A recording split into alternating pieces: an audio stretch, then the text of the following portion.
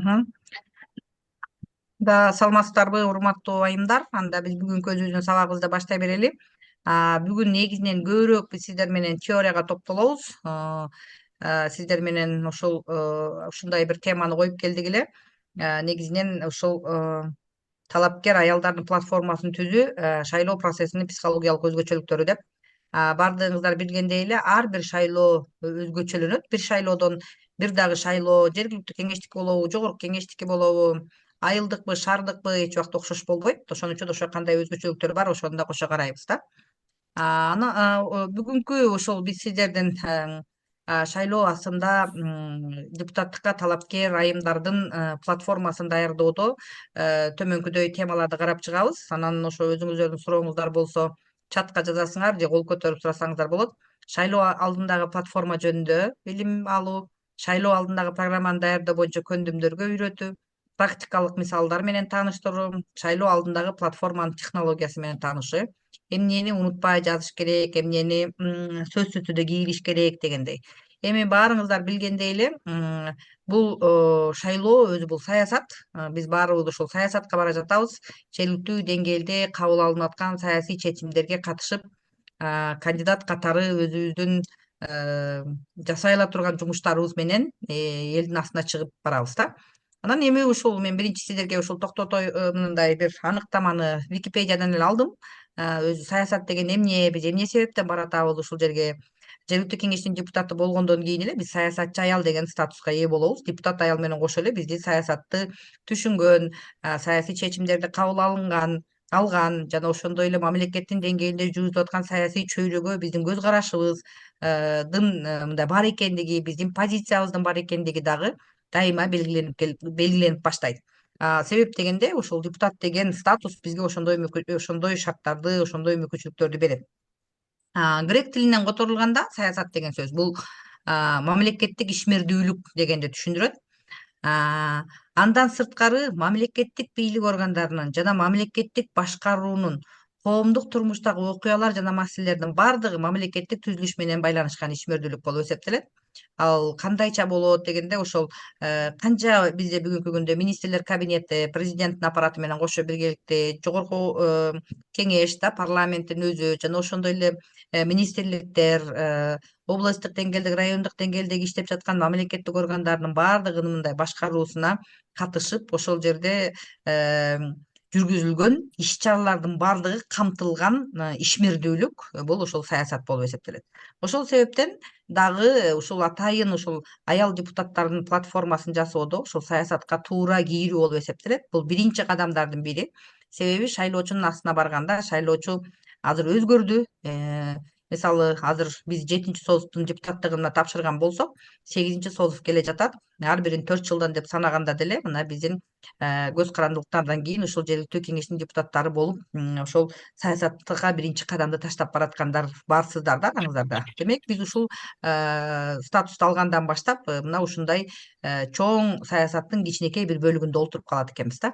Эми мамлекеттин бийликтик ишмердүүлүгү деген бул саясий партияны жана коомдук топтордун ички жана сырткы мамлекеттик мамилелеринин кызыкчылыктарын аныктоо болуп эсептелет. Ошон үчүн биз коомдук топтор ошо коомчулуктан жергиликтүү жамааттын атынан келе жаткандыгыбызга байланыштуу мына ошол жергиликтүү жамааттын арасында жашап, мына ошол жергиликтүү жамааттын өкүлчүлүктөрүнүн кызыкчылыктарын аныктап, мына ошолорду мындан ары алдыга жылдыруудагы бир органдын бөлүгү болуп калат экенбиз. Эми жергиликтүү кеңештин жергиликтүү кеңештин депутаттыгына талапкерди шайлоо астындагы платформасы деген эмне себептен эле биз көбүнчө ушул платформага мындай көбүрөөк көңүл бурабыз сиздин платформаңыз бул шайлоо астындагы сиздин убадаңыз. Шайлоочунун астына бир дагы талапкер куруп барбайт. Эми куру сөз менен барбайт да. Кандайдыр бир тажрыйба менен барат, кандайдыр бир билим менен барат, кандайдыр бир астындагы максаттары менен барат, пландары менен барат. Өзү жашап аткан коомчулукту, ошол жамааттарды өнүктүрүү боюнча барат. Дагы кандайдыр бир башка бир идеялар менен, кандайдыр бир демилгелер менен барат. Ошон үчүн мына ушул биздин платформанын өзү негизинен жергиликтүү кеңештин депутаттарынын шайлоо мыйзамын карай турган болсок, платформаны ал жерден мисалы бизде алдын ала эле сурап аны мындай кийирбей мындай сөзсүз түрдө эмес да. Бирок борбордук шайлоо комиссиясы аймактык шайлоо комиссиялары аркылуу талапкерлердин баардыгын сүрөттөрүн жайгаштырып баягы үгүт иштери сыяктуу бир өзүнчө мындай чоң баннерлерди чыгарышат ошо шайлоого атайын. Анан шайлоочулар менен жолукпай кала турган болсок, алар официалдуу түрдө илинет. Ошол жерлерде шайлоочулар сиздин сүрөтүңүздү жана ошондой сиздин платформаңызды же ошол сиздин платформаңыздын мындай аталышын бир чакырыктар менен таанып алат да. Ошон үчүн ушул платформаны маңыздуу, маанилүү жана ошондой эле ошол шайлоочуларга укулуктуу кылып жасаш керек. Жана алар ушул платформаны окугандан кийин эле алар ага өзүнүн добушун бергенге мындай даяр болуш керек да. Ошон үчүн ушул платформанын жасалынасында кандайча болуш керек, бул кантип жасалып чыгат дегенде, эми өзүбүзчө эле мындай олтуруп караганда, биринчиден бул шайлоочулардын арасында изилдөө жүргүзүп, анын жыйынтыгын эске алуу. Азыр эми сиз ошол айылдын, ошол жааматтын мүчөсү боло турган болсоңуз, сиз үчүн ошо шайлоочулардын кандай маселеси бар экенин аны өзүңүз деле көрүп турасыз, өзүңүз деле ошолор менен кошо ошондой маселе менен күрөшүп келесиз да. Ошону билип алсаңыз деле болот. Ал эми эгерде бүгүнкү күндө ошо шайлоо округдары кичине чоңойгондугуна байланыштуу, мурункуга караганда айылдар кошулуп калды, мурункуга караганда дагы көбөйдү шайлоочунун саны да.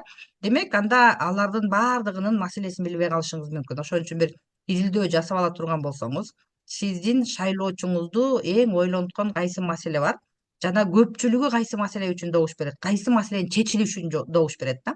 Мына ошону эске алсаңыз аябай жакшы. Ошон үчүн кичине болсо дагы изилдөө жүргүзүп, ошол изилдөөнүн аягында сиздин шайлоочуларыңыздын 10% бала бакча десе, 30% болсо жумуш орду десе, мисалы 40% болсо экология жөнүндө сүйлөп аткан болсо, дагы 10% болсо суу боюнча сүйлөп аткан болсо, сиз кайсыл маселени кииришиңиз керек экенин өзүңүз тандашыңыз керек да. Сизге кайсыл жактан добуш алуу жана кайсы маселени өзүңүз үчүн сиздин платформаңыздын приоритеттүү багыты кылып белгилейсиз да. Анан эч убакта унутпаш керек, себеби көпчүлүк мындай жазылган платформалар аябай мындай, азыр мен сиздерге дагы мисалдарды көрсөтөм. Ошо жазылган платформаларды алар жергиликтүү маанидеги маселелер эмес, мындай аябай жогору жакта аткарыла турган, жергиликтүү кеңештин депутаттары чечпей турган маселелерди карап калышат да. Бирок ошон үчүн биз сиздер менен муну караганбыз. Бирок мен ушул презентацияны сиздерге салып коем. Ушул презентацияга атайын дагы эле жергиликтүү мамлекеттик администрация жана жергиликтүү заңча башкаруу мыйзамында каралган жергиликтүү маанидеги маселелердин тизмесин салып койдум да. Себеби биз ошолордон чыкпастан эгерде жасай турган болсок, анда ошол жергиликтүү жааматтардын маселесин депутаттык статуска ээ болгондон кийин карай алабыз. Ошон үчүн жанагы биздин айткан убадабыз кийин аткарылыш үчүн ушул маселелерге көңүл буруп коюу өтө маанилүү. Анан өзүңүз жашаган ошол территорияда айыл болобу, мисалы 3 айыл болуп калабы же 1 айыл болуп калабы, ушул убакытка чейин чечилбеген маселелердин тизмеси менен таанышсак болот. Ал маселелердин баардыгы адамдарга, имараттарга, ресурстарды бөлүштүрүүгө жана инфраструктурага байланыштуу болушу мүмкүн. Бул деген ошол бүгүнкү күнгө чейин ошол айыл өкмөттө иштелип чыккан социалдык экономикалык өнүгүү программасы менен таанышсаңыздар болот. Ошол программалардын аткарылбай калган жерлерин көрсөңүздөр болот. Андан сырткары, мисалы жана коомдук жана кандайдыр бир угуулар өткөрүлгөндө элдер айтат, элдик жыйын жерлеринде да угуп жүрөсүңөр, кандай маселесин тизмеси бар. Аларды дагы эске алып, аны дагы ошол өз платформабызга киргизе алсак болот. Анан сиздин платформаңыз шайлоочулардын кайсы маселесин чечет да, ошону бир сыйра өзүбүз үчүн да тактасак болот. Себеби платформада мына ошол маанилүү социалдык маанидегиби, экономикалык маанидеби, билим берүү жана бала бакча деп коебузбу, же дагы кандай ден соолугу боюнча болуп атабы, же жайытка бурулуп баратабы да, кайсы шайлоочунун кандай маселесин чечесиз да, ушуну да өзүбүз үчүн аныкташыбыз керек. Ошондо платформабыз жакшыраак жана мындай жазылат да. Мындай маңыздуу жазылат жана башында айткандай. Анан шайлоочуга дагы чыкканда айтып берүү жеңил да. Анан сиздин шайлоочуңуз ким дегенди карайбыз. Мен азыр ага анан келем. Эми шайлоо алдындагы программада бул талапкер шайлоочулардын маанайын жана эмнелерди күтүп жатканын билгенин далилдей ала турган учурда гана колдоого ээ болот. Себеби шайлоочу кайсы маселе үчүн мындай аябай кыжаалат болот, кайсы маселени чечүүсүн күтүп турат да, ошону билип, ошого жараша гана платформа жасала турган болсо, анда колдоого ээ болот.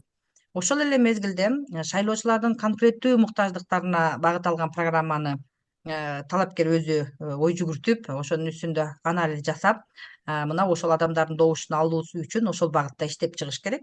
Себеби бул жерде жалгыз эле кээ бирде талапкер өзү иштеп чыга албайт. Мына бүгүнкү күндө талапкерлигин документтерин тапшырган айымдар отурасыздар. Сиздердин уже командаңыздар бар, кайсы бир деңгээлде өзүңүздөр менен бирге жашаган айылдаштар болушу мүмкүн, бирге иштегендер болушу мүмкүн, курбулар болушу мүмкүн, тууган уруктар болушу мүмкүн да.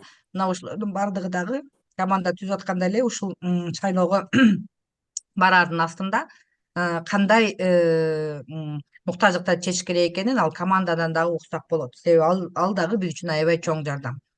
Шайлоо алдындагы ушул биздин түзүп аткан программа платформа десек дагы болот. Эми бул өзүнүн ошол саясий шайлоого катышкан адамдардын алдындагы документи ушу термини боюнча платформа деп айтылат. Маанилүү документ. Анын негизинде сиздин шайлоо алдындагы үгүт ишиңиз түзүлөт. Эгерде кимге багыттасаңыз, кандай болсоңуз, сиз өзүңүз деле шайлоочунун астына чыкканда сиздин командаңыз эмнеге баратат, эмне чечип берет дегенде ушул платформага жараша айтат да. Негизинен биздин Кыргызстанда азыр аябай эле ушул шайлоо алдындагы платформаны элге таркатыш үчүн, жеткириш үчүн аябай жакшы тажрыйбалар бар да. Кандайча мындай көбүрөөк маалыматты жеткире алабыз деп.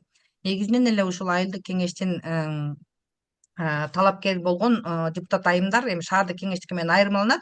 Айылдык кеңешке ушул үгүт иштерин жүргүзүү 20 күнгө гана берилет. Ал эми шаардык кеңештерге 30 күн берилет. Мына ошол мезгилде сиз өзүңүздүн платформаңызды ушул шайлоочуга жеткирип ала турган негизги ушул документ болуп эсептелет. Программанын ушул өзөгүн түзгөн сөздөрдөн негизинен ушундай бир чакырыктар да чыгат. Мисалы, мен ошол өзүмдүн практикамда 2016 жылы аракетим эл үчүн деп баргам. Менде ушундай чакырык чыкканда мен дагы ошондой чакырык чыгаарын билген эмесмин. Бирок негизинен эле ошол шайлоочулардын муктаждыктарын изилдеп, эмне маселелерди, көйгөйлөрдү чыгарыш керек экен деп анан платформамы жазып атканда эле мына ушундай бир ошол платформага тиешелүү болгон ушундай чакырык чыгып калган да. Анан алардын баардыгын ошол тактап, баракчаларга киргизип, ошол кагаз эгерде биз ал боюнча дагы келебиз, ошол шайлоочуларга ошо сүйлөгөн сөз аркылуу өзүбүздүн платформабызды туура жеткирүү жактары дагы ушул биздин шайлоо астындагы программабыз болот. Шайлоо алдындагы программаны даярдоонун технологиясы, программаны даярдоонун ыкмалары, өзгөчө маанилүү жерлерин баса белгилеп, тактана, даанам аргумент келтирип бериңиз. Айткандарыңыз шайлоочулардын басымдуу бөлүгүнө түшүнүктүү боло тургандай жалпак тилде даярдалсын. Себеби аябай чоң программалар ар түрдүүчө жасалып калышы мүмкүн. Бирок шайлоочу үчүн түшүнүктүү жана анын маселеси чечиле тургандыгын ар бир платформаны айтып жаткан мезгилде талапкерлер, шайлоочу ошол жерден өзүн издейт да. Ошол себептен кайсы шайлоочуга багытталган экендигин дагы мындай туура көрсөтүп, ошол кандайдыр бир аргументтерди келтирип бериш керек да. Мен азыр бул жерден бир мисал келтирсем, акыркы статистиканы карадык да, жанагы үй бүлө куруш боюнча жана үй бүлөлөрдүн ажырашуу боюнча улуттук статистика комитетинин статистикасын карасак, ал жерде эң көп мындай эң аз үй бүлө курулган 2020 жыл, эми ал жерде жанагы пандемияга байланыштуу 2020 жылы дагы эң аз ажырашуунун саны болгон экен да. 21 жылы дагы үй бүлөлөр аябай көп курулуптур Кыргызстанда, и ошол эле ажырашуу да 21 жылы аябай көп болуптур. Ал эми 22-23 жылды карай турган болсок, үй бүлө кургандардын саны аз, бирок ажырашкандардын саны көп экен да, экөөнүн ортосундагы ажырым аябай көп. Мына ошого окшогон мындай статистика керек болуп атат да. Ошондо сиз талапкер катары, мисалы, үй бүлө бул жакта эми кандай кылып, мен эми жөн эле бир статистиканы жакшы билгеним үчүн ошону акыркы мындай анализди сиздерге айтып атам. Сиздер дагы кайсы маселени көтөрүп чыга турган болсоңор, ошого байланыштуу мындай статистика керек, анан ошондой аргументтер керек болот да. Анан негизинен эле ушул платформанын структурасын жазып аткан мезгилде, себеби эмнеден баштайм, кандай болом деп биринчи саламдашып, ошол жалпы максаттарды белгилеп айтып, анан өзүңүздүн ошо платформа программаңыздагы негизги артыкчылыктарды белгилеп, алар тууралуу кенен баяндама жасап, анан ошол артыкчылыктуу деп талапкердин тандалган программалары калктын кайсы көйгөйлөрүн чече тургандыгын да далилдеп берүү керек. талапкердин негизги максаттарын жана Качанча жетүү саат болду? усулдарын баса белгилеп көрсөтүп анан жыйынтыкталат да. Негизинен ушул платформаны түзүп аткан мезгилде ушул структураны өзүңүз үчүн бир мындай белгилеп бөлүп алсаңыз болот да. Негизинен эле шайлоочунун астына чыккан мезгилде талапкердики мындай дайыма эле колуңузда кагаз кармап же жатка отуруп алып окубай эле ошол тезисный вариант деп коет, белгилеп алып эмне кандай айтылыш керек, кайсыдан кийин эмнеге көңүл бурушуңуз керек, ошол өзүңүз тууралуу аябай көп айтып турсаңыз шайлоочу кабыл алабы же кандай дегендерди карайбыз да. Дагы кийинки бир платформаны даярдоонун технологиясы бул жергиликтүү жааматтагы актуалдуу көйгөйлөрдү аныктоо. Оларды шайлоо алдындагы программабыздын сап башына чыгарыңыз. Кандай көйгөйлөр бар экени жергиликтүү жааматтын муктаждыктарын аныктоо процессинде белгилүү болот. Жана биз айткандай изилдөө мезгилинде негизинен эле эгерде сиз ошол айылдын туруктуу жашоочусу боло турган болсоңуз, биз жана башында эле айттык, ошол жамаатка тиешелүү болгон маселелердин баардыгы сизге да тиешелүү болот да. Ошол себептен алардын дагы мындай сиздин айылыңыздагы эң чоң маселе болсо ошону сиздин программаңыздын баш жагына койсоңуз болот. Негизинен эле бир эле округтан бара турган талапкерлердин платформасы ар түрдүүчө болот. Кээ бирде окшош дагы болуп калат да. Мисалы бир окшоштук жагы көбүнчө ушул жанагы жергиликтүү салык боюнча да маселелер окшошуп калышы мүмкүн. Көпчүлүгүбүзгө баарыбызга ошо салык маселеси, жерге болгон салык же дагы жергиликтүү салыктардын түрлөрүн карап ошолорду окшош жасап калышыбыз мүмкүн. А бирок ошол эле мезгилде бири бирибизге окшош эмес болгон да көйгөйлөр болуп калат да. Себеби бир жааматта жашаган адамдар бир нече ар кандай болгон топтордун мүчөлөрү болуп калышы мүмкүн. Алар бир эле мезгилде жаштардын тобуна кириши мүмкүн, аялдардын тобуна кириши мүмкүн, жалгыз боо энелердин боюна кирип калышы мүмкүн, же бир эле мезгилде көп балалуу үй бүлө болуп калышы мүмкүн да. Ошого жараша алардын муктаждыктары жана маселелери дагы ар түрдүүчө болуп калат да. Жайытка муктаж адамдар болуп калышы мүмкүн. Ошол эле мезгилде мына ошо маселелерди жөн эле тизмелеп, анан программага жазып эле, мисалы, ооба айыл жеринде бала бакча жетишпейт, анан айыл жеринде деген мына таза суу чыга элек, анан кийин бизде жер аз болуп атат деп эле кетпестен, ошонун чечүү жолдорунун жана ыкмаларын дагы алдын ала аныктап алыш керек. Себеби мына ушул сунуш сиздин берип аткан чечүү жолдоруңуз шайлоочунун астында аябай кызыгууну пайда кылат. Шайлоочу мына ошол жерде олтуруп, сиз эгерде ошону чечүү жолдорун, ошол мыйзамдуу жолдорун жана ошондой эле дагы башка бир жаңыланган азыркы күндөгү бир муктаждыктарды айтып бере турган болсоңуз, анда бул ошол шайлоочуга мындай кызыктырат да, ошол ушундай жол менен барганыңыз. Анан программаны апробациялоо жана анын негизги жоболоруна карата калктын түрдүү катмарынын ыктымал реакциясын модельдештирүү. Бул мүмкүн болушунча апробациялоо деген сиз иштеп чыккан ошо шайлоонун астындагы сиздин программаңыз ошол шайлоочу кандай кабыл алды, муну дагы мындай анализдеп байкап турганыңыз өтө маанилүү да. Азыр эле мисалы шайлоонун үгүт иштери баштале элек болсо деле сиз мен ушул маселени чечкени барам дей турган болсоңуз, сиздин тегерегиңизде эле сиздин ошол оюңузду уккан адамдар өздөрүнүн сунуштарын бере баштайт да. Ошон үчүн бул апробацияны жасаардан астында ошол кичине адамдардын өздөрүнүн ойлорун угуп, канчалык деңгээлде сиздин шайлоочуңуз ошого кызыктар болот, жана алар каяктан чыккан, ошол сиз жасап аткан сурамжылоолор, сиз жолуккан адамдар кандайдыр бир топтор менен ушуларды өткөрүү, мындай жолугушуу аркылуу өткөрүп, алардын оюн билүү өтө маанилүү. Бул дагы жакшы бир инструменттердин бири. Себеби сиз менен кошо олтуруп сиздин платформаңызга макул болгон адамдар жана топтор, алар андан ары дагы аны жайылта алат да. Бул кандайча мындай сиздерге пайдасын тиет жана кайсы маселе чечилерин. Анан дагы бир жолу бул программанын жоболорун тактап конкреттештирүү абзел.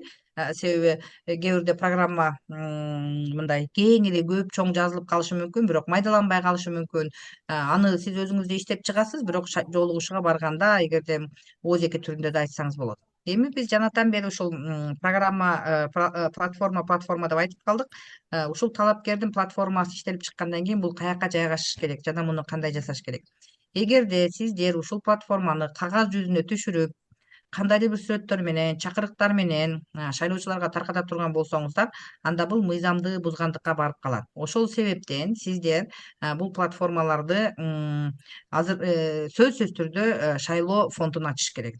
Шайлоо фондун ачкандан кийин сиз ал жака ошол сиздин жакындарыңыз, сиздин колдоочуларыңыз, сиздин санаалаштарыңыз, сиздин команда, сизге ишенген шайлоочулар өздөрүнүн каражаттарын жыйнап берип, ошол жерден топтолгон каражаттарды гана пайдалануу зарыл да. Ошол себептен эгерде чындап эле программаны даярдап бүткөндөн кийин бул каяка жайгашат дей турган болсоңуз, анда мына ушул тууралуу ойлонушубуз керек. Аягында суроо жооп кылганда дагы анан биз буга кайтып келебиз. Эми сиздин программаңыз кайсы мезгилдерде окуйт деп атат, эгерде программа ушундай жакшы жазылган болсо, же жакшы сиз айтып берип аткан болсоңуз, оозеркек түрдө, мисалы бул жерде бир мисал катары адамдарга карай жасалган 10 кадам деп, көбүнчө бизде жергиликтүү кеңештик депутаттыкка талапкерлердин платформалары мындай жазуу жүзүндө аябай эле аз чыгат да. Ошол бир эле Борбордук шайлоо комиссиясынын чыгарган баннеринде гана болуп калышы мүмкүн, эгерде шайлоо фондун ачпаса. Ал эми биз көптөгөн саясий партиялардын көрүп жүрөбүз, алар ушундай 10 кадам, 7 кадам деп ушундай айтып өздөрүнүн мындай ошол депутат болуп келгенден кийин эмне деген жумуштарды жасаш боюнча ушундай тизмелеп беришет да. Ошол. Анан дагы кыскача мындай сиздин эгерде превью деп коет, эң башында программаңыздын өзөгүн кыскача сүрөттөп бериш керек да. Кыскача ошолардын баардыгы мындай аябай көп болбош үчүн. Себеби көп жазууларды, көп ойлорду адамдар кээ бирде укпай калды, тем более азыркы күндө. Ошон үчүн мындай кайсы көйгөйдү сиз мындай чечип берет элеңиз, шайлоочу сизге добушун берсе, анда кандай пайда алып келерин конкрет түрдө айтып бересиз да. Бул жерде бул ошо аябай ушундай кыскартылган түрдө айтылып, анан кимдир бирөө кызыктар болсо, аны сиздин штабыңыздан же кийин өзүңүздөн да сурашы мүмкүн да. Анан адам программаны окуп жатканда ошол сүрөттөр аркылуу келечекте болчу нерселерди элестетет, ошон үчүн баягы сүрөттөрдүн сүрөттөлүшү аябай маанилүү. Бүгүнкү күндө мындай карап эле 2 жылда эмне өзгөрүп болот, 3 жылда кандай болот дегендерди көрсөңүз болот да. Программа аябай ошол кандайча эмненин түрүндө жасалат, брошюралары, буклеттер түрүндө жасалышы мүмкүнбү да. Бирок бул жасалууларды эгер таркатабыз десеңиз, кайра дагы мен эскертип коеюн, себеби ошол анда шайлоо фондун гана ачыш керек. Шайлоо фонду ачылбай турган болсо, бул айтып аткан нерселердин баардыгын сиз жөнөкөй өзүңүздүн тилиңиз менен гана оозеки гана жеткиресиз. Сиз эле эмес, сиздин ишенимдүү адамыңыз, сиздин агитаторлоруңуз, жана ошондой эле өзүңүз ошо жеткирсеңиз болот. Эми талапкердин платформасынын түзүмү негизги төмөнкү мындай элементтерди камтыйт. Ошону мен атайын сиздерге мындай 3 бөлүккө бөлүп койдум да, мындай түшүнүктүүрөөк болуш үчүн. Сиздер муну дагы мындай кеңири, мындан ашыгы менен да карасаңыздар болот да. Ошол талапкер биринчи өзүнүн максаттарын кыскача сүрөттөйт, эмне үчүн талапкер депутаттыкка ат салышып жатканына мындай негиздеме берет да, эмне себептен. Анан негизги өзүнүн ошо платформасынын принциптерин жана баалуулуктары менен таанышат. Бул жерде негизинен ар кандай эле депутат болуп баратканда талапкер катары аймактагы социалдык экономикалык кырдаалды сүрөттөйт, калк туш болгон негизги көйгөйлөрдү жана чакырыктарды аныктайт. Мисалы инфраструктура болуп атабы же социалдык коргоо, саламаттык сактоо чөйрөсүндөгү көйгөйлөрдү тактаган статистика жана маалыматтарды жыйнаш керек да. Себеби мына ушул социалдык экономикалык кырдаал дегенде баарыбыз билебиз бүгүнкү күндө үй бүлөлөрдүн ортосундагы ынтымак кандай болуп атат, же ошондой эле балдардын жана мындай билимге болгон тартылуусу кандай болуп аткан болсо, жана ошондой эле негизинен эле калктардын баардыгынын өзүнүн ден соолугун чыңдоо үчүн саламаттык чөйрөсүндө болгон мүмкүнчүлүктөрү кандай да, ар кандай муниципалдык кызматтар кандайча чечилип жатат дегендерди карай турган болсоңуздар, анда же ошол эле мезгилде көчө маселеси болуп калышы мүмкүн, жарыктандыруу маселеси болуп калышы мүмкүн да. Мына ошолордун баардыгын туура маалыматтарды жыйнап, анан ошодон өзүнчө бир мындай чоң баягындай обзор жыйнап жасаш керек да, анализ жасаш керек.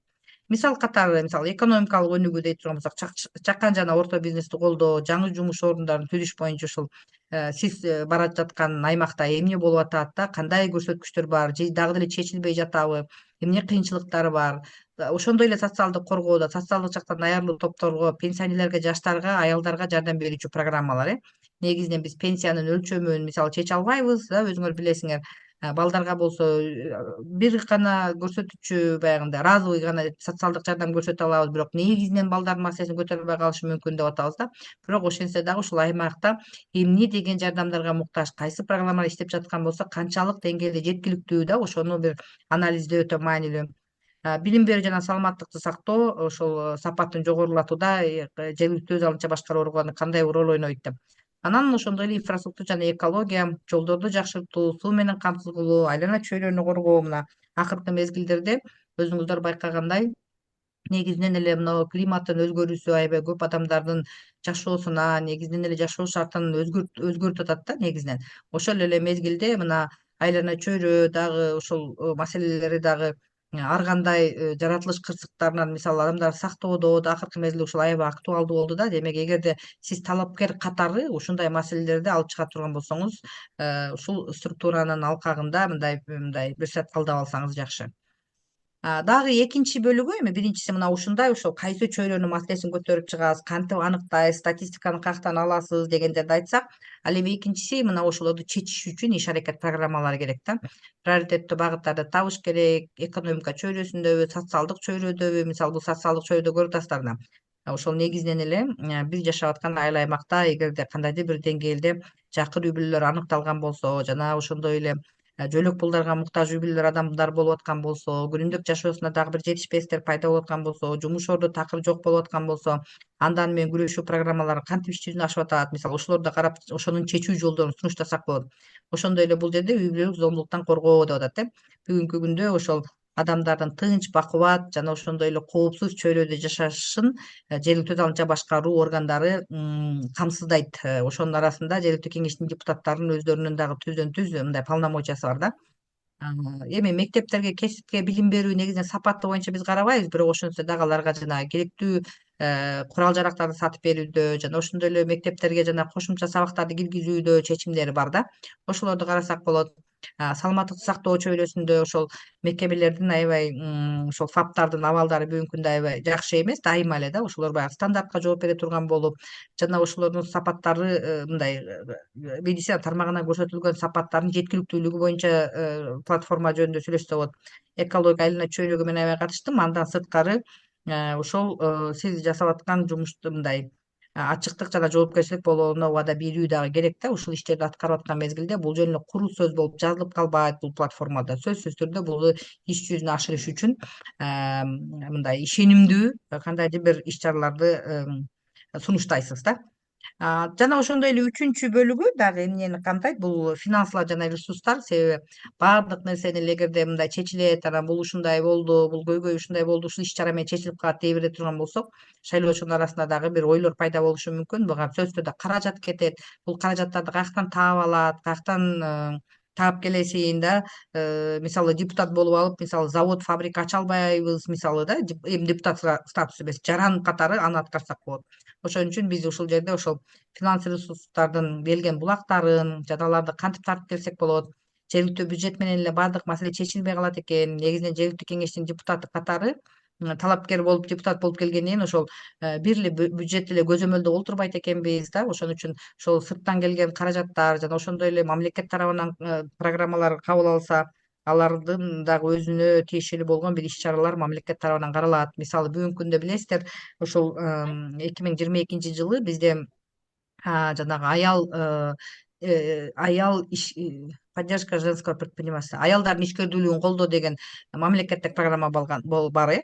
Мына ошол мамлекеттик программага негизинен аялдардын ишкердүүлүгүн колдоодо жергиликтүү өз алынча башкаруу органдары тарабынан каржылоо деле жасабайт, мисалы да, башка эчтеке деле жасай албай калышы мүмкүн. Бирок аябай сонун иш чараларды өткөрсө болот. Ошол мамлекеттик программа ошондой мүмкүнчүлүк түздү да.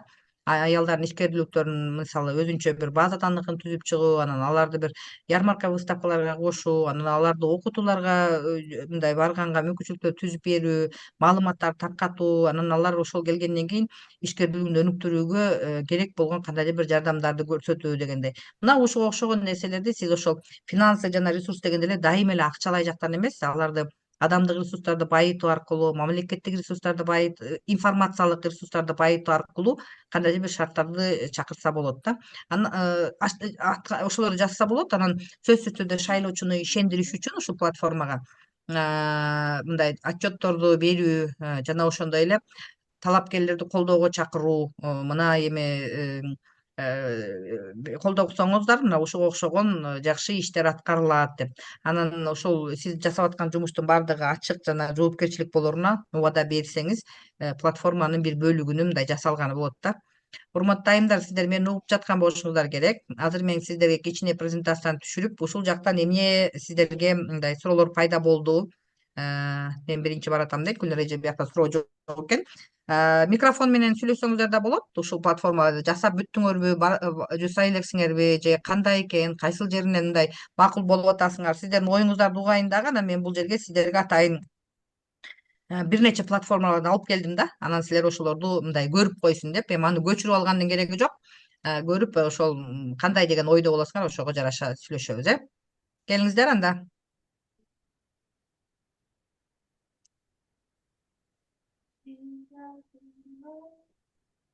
Барсыздарбы? Саламатсызбы эже? Мен Мгм. момундай 3 эмеге эле бөлүп салгам да платформамды. 3 күн болду өткөзүп Мгм. бергени. Жана предвыборный программа 2 тилде дегеннен. Мгм. Мындай социалдык сектордо кандай иш алып барам. Андан тышкары бул айрылуу катмарлар, зордук зомбулукка кандай иш, ушундай 3 эмеге бөлүп салгам да платформамдычы. Мгм. 3 Мгм. топко бөлүп анан еще чечмелеп койдум мындай кыска кылып. Мгм. Хорошо. Азырынча биз менен бөлүшпөй эле туруңуз. Анан мен бул жактан ошол бизде атайын иштелип чыккан платформалар бар. Ошондон кийин сизде дагы бир ойлор пайда болот, Роза эжеке. Рахмат. Макул. Рахмат. Дагы кимде бар? Тапшырып келгендер же тапшыра тургандар. Чолпонкан эжеке, сиз эме микрофон жаздырдыңыз,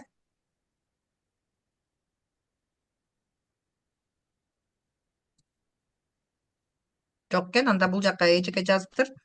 Мен биринчи барата платформа тууралуу ойлонуп калдым дейт. Эми платформаны тапшыруу өтө маанилүү эжекелер, себеби сөзсүз түрдө тапшырылат. Мен жана айткандай, аны аймактык шайлоо комиссиялары биздин ошол участкаларга, округдарга илет аларды.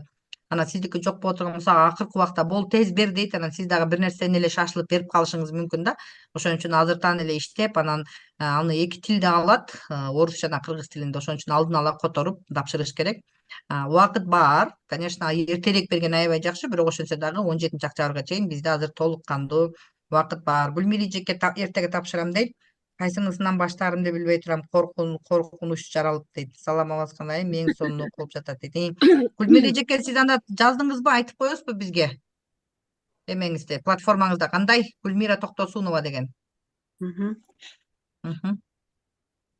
Саламатсызбы. Бүгүн платформаны биз тапшырып, акыркы форма 5те гана неме жетишпей калды. Эртең Кудай кааласа тапшырайын деп атам. Мгм. Платформа боюнча ушу сиздики биз туура эле жазыппыз, ушу багытта эле болуп атты. Мгм. Зордуктун алдын алуу боюнча жазылды. Мгм. Ошо жеке ишкерлерди колдоо боюнча жазылды. Экинчи пункт 8 пункт болду да. Азыр Мгм. жазылды эле. Анан ушу айылдагы көйгөйлөрдү мындай аныктап, ошого жардам берүү 25 маселенин ичине камтылган боюнча, жанакы айыл Мгм. өкмөттөгүчү ошонун негизинде Ооба, мыйзам жергиликтүү маанидеги маселелер, жергиликтүү маанидеги маселелерди. Ошо 8 пунктта тапшырды. Негизи меники сүйүнүп отурам, сиз айтып атсаңыз өтө кубанычта экен. Деп атам.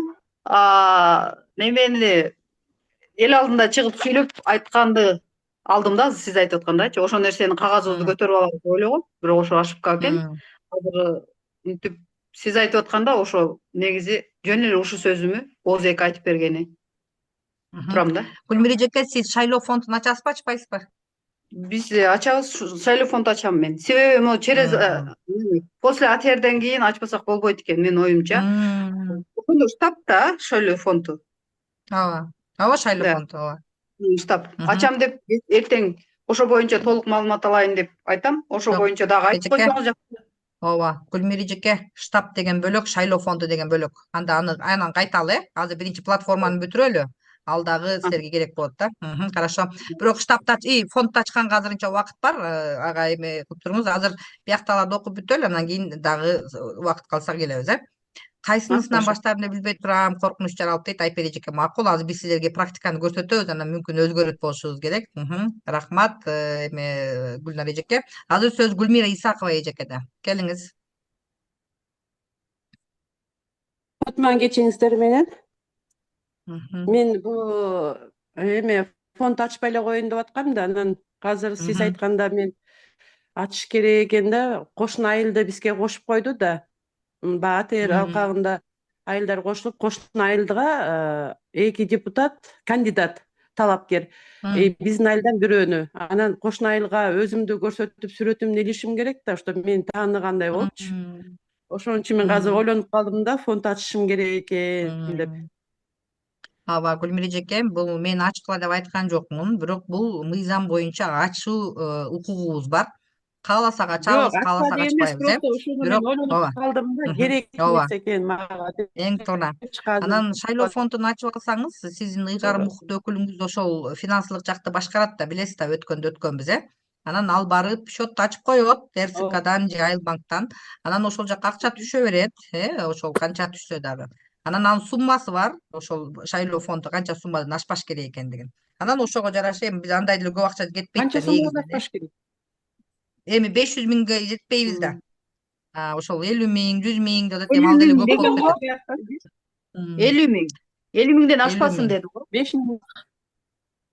50 миң, 500 миң гор кеңеш, мен жана кеңештердин баардыгын Ооба. айтып атканда, чейин Айылдык партияныкы кеңеш бөлөк 50 да. миңден Ооба. ашпасын деди. Анан ошол 30 миңге деле мисалы бүтүрсө болот. Анан ошон үчүн эмне чыгарасыңар да, кандай чыгат, бир эле баннер менен бүтөбү, же чындап эле аябай көп болобу?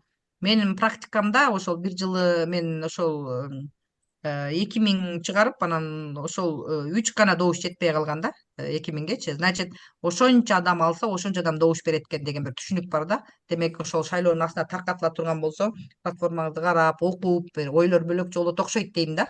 Анан бирок мен деле бир эле жолу ачтым шайлоону, шайлоо фондун. Кийинки жылы ачкан жокмун. Быйыл эми ойлонуп атам да. Ошон үчүн сиздер дагы өзүңүздөр аябай туура так анализдеңиздер, Рахмат. Эми анда сиздерде суроо жок боло турган болсо, Аида эжеке келиңиз. Саламатсыздарбы, кутман кечиңиздер менен. Ошол эки шайлоо фондун ачкандан кийин ошол боюнча да отчет беребиз да, Ооба. Ооба. Шайлоо фондун Ачпай ачкандан деле кийин койсок сиздин болот да, ыйгарым. Анткени Ооба, бизде деген айтып атпаймынбы? айылда тааныйт да, бир айыл болгондон кийинчи. Ачпай деле койсок болот го деген ойдомун да. Ооба, туура Айда эжеке. Вообще эч кимди ач дебейт. Бул шайлоо фондун ачуу талапкердин укугу. Укукту кааласаңыз пайдаланасыз, кааласаңыз пайдаланбайсыз. Мисалы, сиздин шайлоочуңуздун шайлоо укугу бар, чынбы? Ал кааласа шайлайт, кааласа шайлабайт. Бул милдет эмес да. Ошон үчүн кааласаңыздар ачыңыздар, бирок эми шайлоодон ушундай бир жакшы тажрыйбаны алып, шайлоочулар менен тыгыз байланышта иштейм, 5 жылдын ичинде аябай жакшы карьера жасайм, мыйзамдагы болгон укуктардын баарын пайдаланам деген атайын талапкерлер чыгат. Анда ошол жол менен барсаңыздар да болот да. Бирок биз көбүнчө эле жанагы айылды ар бир үйгө бирден кирип эле кыдырып коюп атпайбызбы? Андай боло турган болсо, анда аны ачпай койсоңуз дагы болот. Анда сиздин жанагы үгүт иштерин жүргүзүп аткан мезгилде эч кандай агитация жасаган материалдарыңыз чыкпаш керек. Түшүндүңүз, Анан ошонун айынан жанагы эмеден алып коюшу мүмкүн, шайлоо процессинен. Ошо чыгып калбаш үчүн анда андай нерсени жасабаш керек. Ооз эле Жана агитация кылсак болот экен да, анан баракка распечатка кылып алдым дешет го кээ биркилерчи, биз ошондой элөрдү көрүп жүрөбүз да. Анан ал барактан ксерокопия кылып көбөйтө коюшат кээ биркилер, берчи мен тигиге да берип коеюн деп. Ал дагы туура эмес болот да. Ошол өзү кеткен чыгым болуп эсептелет. Ошон үчүн буга жол берилбейт. Анда аны таркатпаш керек, такыр. Түшүндүңүздөр, Абаскан уруксат. Биз деген Уруксат. өткөндө листовка эле таратканбыз. Азыр сиз айтып атпайсызбы? Листовка эле таратканбыз, бирок анда деген жана 1000 сомдон фонд ачып койбодук белек. Ооба. Өткөн шайлоодочу 1000 сомдон ачтык го. Анан мында деле ошо 1000 сом тегерегинде 1 миң, 2 миң сом тегерегинде ачып коюп, анан ошо листовкаларды таратса болобу? Болбойт эжеке, сиз былтырда катагылган экенсиз, жакшы сизди билбей калышыптыр эч ким. Ал биздин 1000 сомубуз, ал деген шайлоо үгүт иштерине ачылган избирательный фонд эмес болчу, шайлоо фонду эмес болчу ал, билесизби? Ал деген биздин шайлоого катышканга берген 1000 сомубуз болчу. Кийин 1000 сомду өткөндөр алдык да. Ал деген эч кандай ал үгүт иштерине тиешеси жок. Ооба, аны айтпаң. Андай болгон А, болсо былтыр да А, мыйзамды бузган экенсиз, анан а, башталат. да, Аласхана же это было, это гурё, да? Это Да. Залог, избирательный залог. вступительный взнос. Да. Избирательный А, залог. да, мне кажется, вот эти листовки WhatsApp группалары нам менен талашса болобу? Азыр угуп атам. Бияктан да Айзада деген эжекеде жазып атат да, саламатсыздарбы, программады WhatsApp группага таратса болобу дейт. Негизинен бүгүнкү күндө Кыргызстанда социалдык тармактар, ошонун арасында Facebook, WhatsApp группалар жана мына Telegram каналдарда да ушулар жанагы маалымат таркачуу булактар болуп эсептелбейт да, массалык маалымат каражатына официалдуу түрдө кирбейт. Бирок ошол эле мезгилде сиз жанагындай өмүр баяныңызды толук кылып жазып, бирок избирательный фонддон төлөлмөгөндөрдү эле мындай WhatsApp'тан жибере турган болсо, анда ал дагы аймактык шайлоо комиссиясы аркылуу каралат. Эгерде аны чындап эле үгүт материалы деп тааный турган болсо, анда дагы алып коюшу мүмкүн да. Ошон үчүн сиздер үчүн атайын сабак өткөрүлөт, урматтуу айымдар. Потому что биздин шайлоонун баардыгы 27 октябрда башталабы? 27 октябрда башталат, 27 октябрга чейин ошол таркатабызбы, таркатпайбызбы, кандай болот, ошол тууралуу бирок сиздерге сабак эртерээк эле өткөрүлөт. Азыр мен ошол атайын ошол боюнча биз силерге программага киргизгенбиз. Азыр мен адашпасам графикти карап айтып коеюнчу. 16 октябрь экен. Түшүндүңүздөр, эжекелер? 16 октябрда биз сиздер үчүн атайын ошол адисти чакырдык. Кайсыл баягы массалык маалымат булактары эсептелет бүгүнкү күндө, кайсы массалык маалымат булактарына кандай болуп таркатылса болот деп. Бирок жанагы мен айткандай ошону билип коюңуздар, эгерде платформа сыяктуу кылып чоң кылып жазып, анан WhatsApp'та мондой кылып таркатсаңар, анда ал ошол үгүттөөчү материал, үгүт баягы материалдар деп кабыл алынып калышы мүмкүн дагы. Эгерде сиздин оппонентиңиз аны ошондой таанып, аймактык шайлоо комиссиясы тапшырса, же аймактык шайлоо комиссиясы өзү деле ошол жакта жашайт да билип калса, анда ошондой болушу мүмкүн. Ошон үчүн биз ошол 16 октябрды күтүп туралы. 16 октябрда силер менен адис иштейт. Жакшы болбой жатат. Түшүнүктүүбү эжеке? Айзада эжеке суроо бердиңиз эле,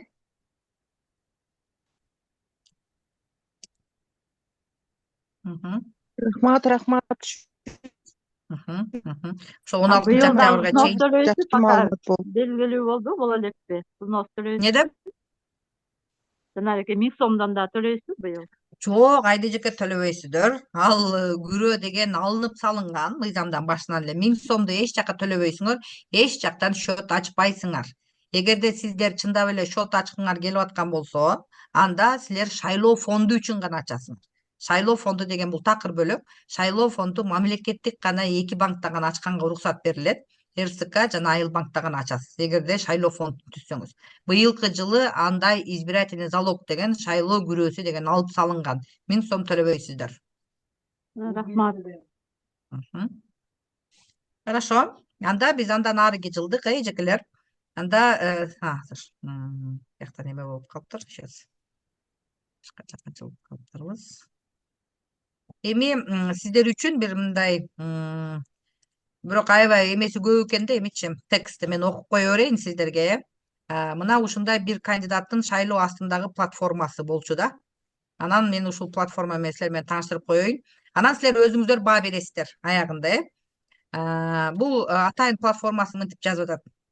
Элет аялдардын жумуш орундары менен камсыз кылуу аркылуу үй бүлөнүн экономикалык абалын жана жашоо шартын оңдоо максатында X айылында 1 жыл мөөнөт ичинде тигүү цехин ачуу. Тигүү цехин ачуу үчүн 10 тигүү машинасы жана имарат керек. Тигүү машинасын проект жазуу аркылуу инвестор тартуу жолу аркылуу камсыз кылууга болот. Айыл өкмөтүнүн балансындагы бош имаратты иштетүүгө уруксат берүүгө чечим чыгаруу.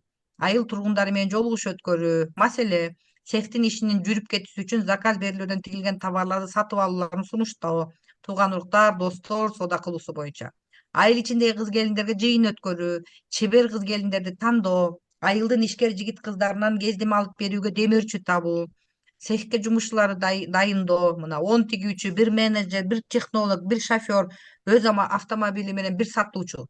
Цехтин 1 айлык иш планын түзүү, план 1 күндө 10 эт төшөк, 10 жакандоз, 10 шейшеп набор тигүү, 5 күндө 50 эт төшөк деп алардын баарын 5 көбөйтүптүр, эми майдалап окубайлы кой.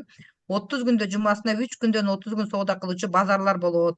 базарларга баруу, кошумча акы төлөө аркылуу жаш чеберлерди окутуу, сырттан келген заказдарга смета түзүү, кыскартуу 20-50 чейин, кыз себи 3000-5000 сомго чейин.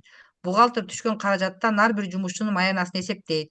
Ар бир жумушчу менен эмгек кодексинин негизинде келишкен келишим түзүү, цехтин документтеринин мөөрүн тактоо, инвестор тартуу аркылуу жаштардын ден соолугуна чыңдоо максатында спорттук жайкы жасалма стадион куруу, аялдардын жашоо шартын жакшыртуу жана жумуш орду менен камсыз үчүн кондитердик цехти ачуу деген бир кандидаттын, талапкердин платформасы экен.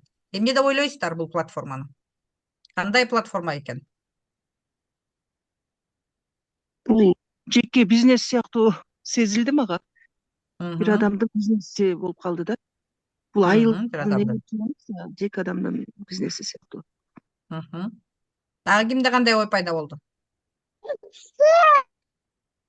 Бул жерде өтө майдалап жазыптыр өйдө жагында, жанагы мынча төшөк тигем, анан мынча кылам деп чал. Бул деген жана цехти ачып аткан кишинин эле планы го деп түшүндүм да мен. Планы мен үчүн туура эле болду. Ар бир иште келгенде планды ойлоп чыгуу бул туура эле. Мен туура эле деп көрөм. Алдыңкы баштапкы багыт боюнча туура, бизнес боюнча. Үйсүп алдык, здание алып атпайбыз, себеби ага план коюлуп атат, бардык проект жазып атканда сметасын уже чыгарып кетип атат да, эң туура эле деп ойлойм. Хорошо, рахмат. Гүлнөр эже бияка жазып атат, аялдарга гана багытталган экен деген силерде ойлор пайда болду. Макул. Бул биринчи бир кандидаттын ушундай шайлоонун астында жасаган платформасы болчу. Азыр эми дагы көрөлү, аябай платформалар көп экен. Мен ошолордун арасынан мындай терип алдым да. X жана X айылдарынын 2 айылдында тургундары менен жолугушуу маалында жаштар арасында банги заттарды, арак ичимдиктерин жана тамеки колдонгондун натыйжасында көптөгөн үй бүлөлөрдө чыгып жаткан көйгөйлөр тууралуу кооптуу фактылар айтылды. Биздин айылдарда жаштар сергек жашоо образына өтүп, спорттук жана маданий иш-чараларга катышуу үчүн шарттарды түзүп бериш керектигин жакшы билемин. Эгерде мен депутат болуп шайлансам, жаштар менен биздин айылды таанытып жүргөн мыкты спортчулардын жолугушууларын уюштуруу менен сергек жашоого үндөйм. Жагымдуу шарттарды түзүп берүү үчүн инвестицияларды тартам. Спорттук секциялар, иримдер иштеш үчүн жабдууларды сатып алууга, ремонттоого. Жаштарды элдик майрамдарды уюштуруп өткөрүүгө тартам. Айылдын жаштары конкурстарга, таймаштарга катыша алышы үчүн болгон мүмкүнчүлүктөрдү издейм. Буга байланыштуу маалыматтарды табам. Биздин мектептин бүтүрүүчүлөрү менен жолугушуу уюштуруп, маданият үйүн өнүктүрүүгө, жаш үй бүлөлөрдү колдоого, жергиликтүү бизнести өнүктүрүүгө жана башка финансылык колдоо көрсөтүү жолдорун талкуулайбыз дейт. Бул кийинки бир талапкердин шайлоо астындагы платформасы. Кандай экен? Эмне деген ой пайда болду силерге? Шайлоочу болсоңуз шайлайт белеңиз? Жалаң жаштарга бир тараптуу болуп калыптыр да платформасычы. Менин платформама окшош экен, бир жеринде меники ушундай пункт жазылган. Мисалычы, жаштардын сейрек жашоосун пропагандалоо жана спорттук эмелерге, чараларга колдоо көрсөтүш деп мен да жазгам. Бирок бир эле пункт менен камтып кеткен да. Бул жалаң эле ушу платформасы жаштарга колдоо көрсөттү экен.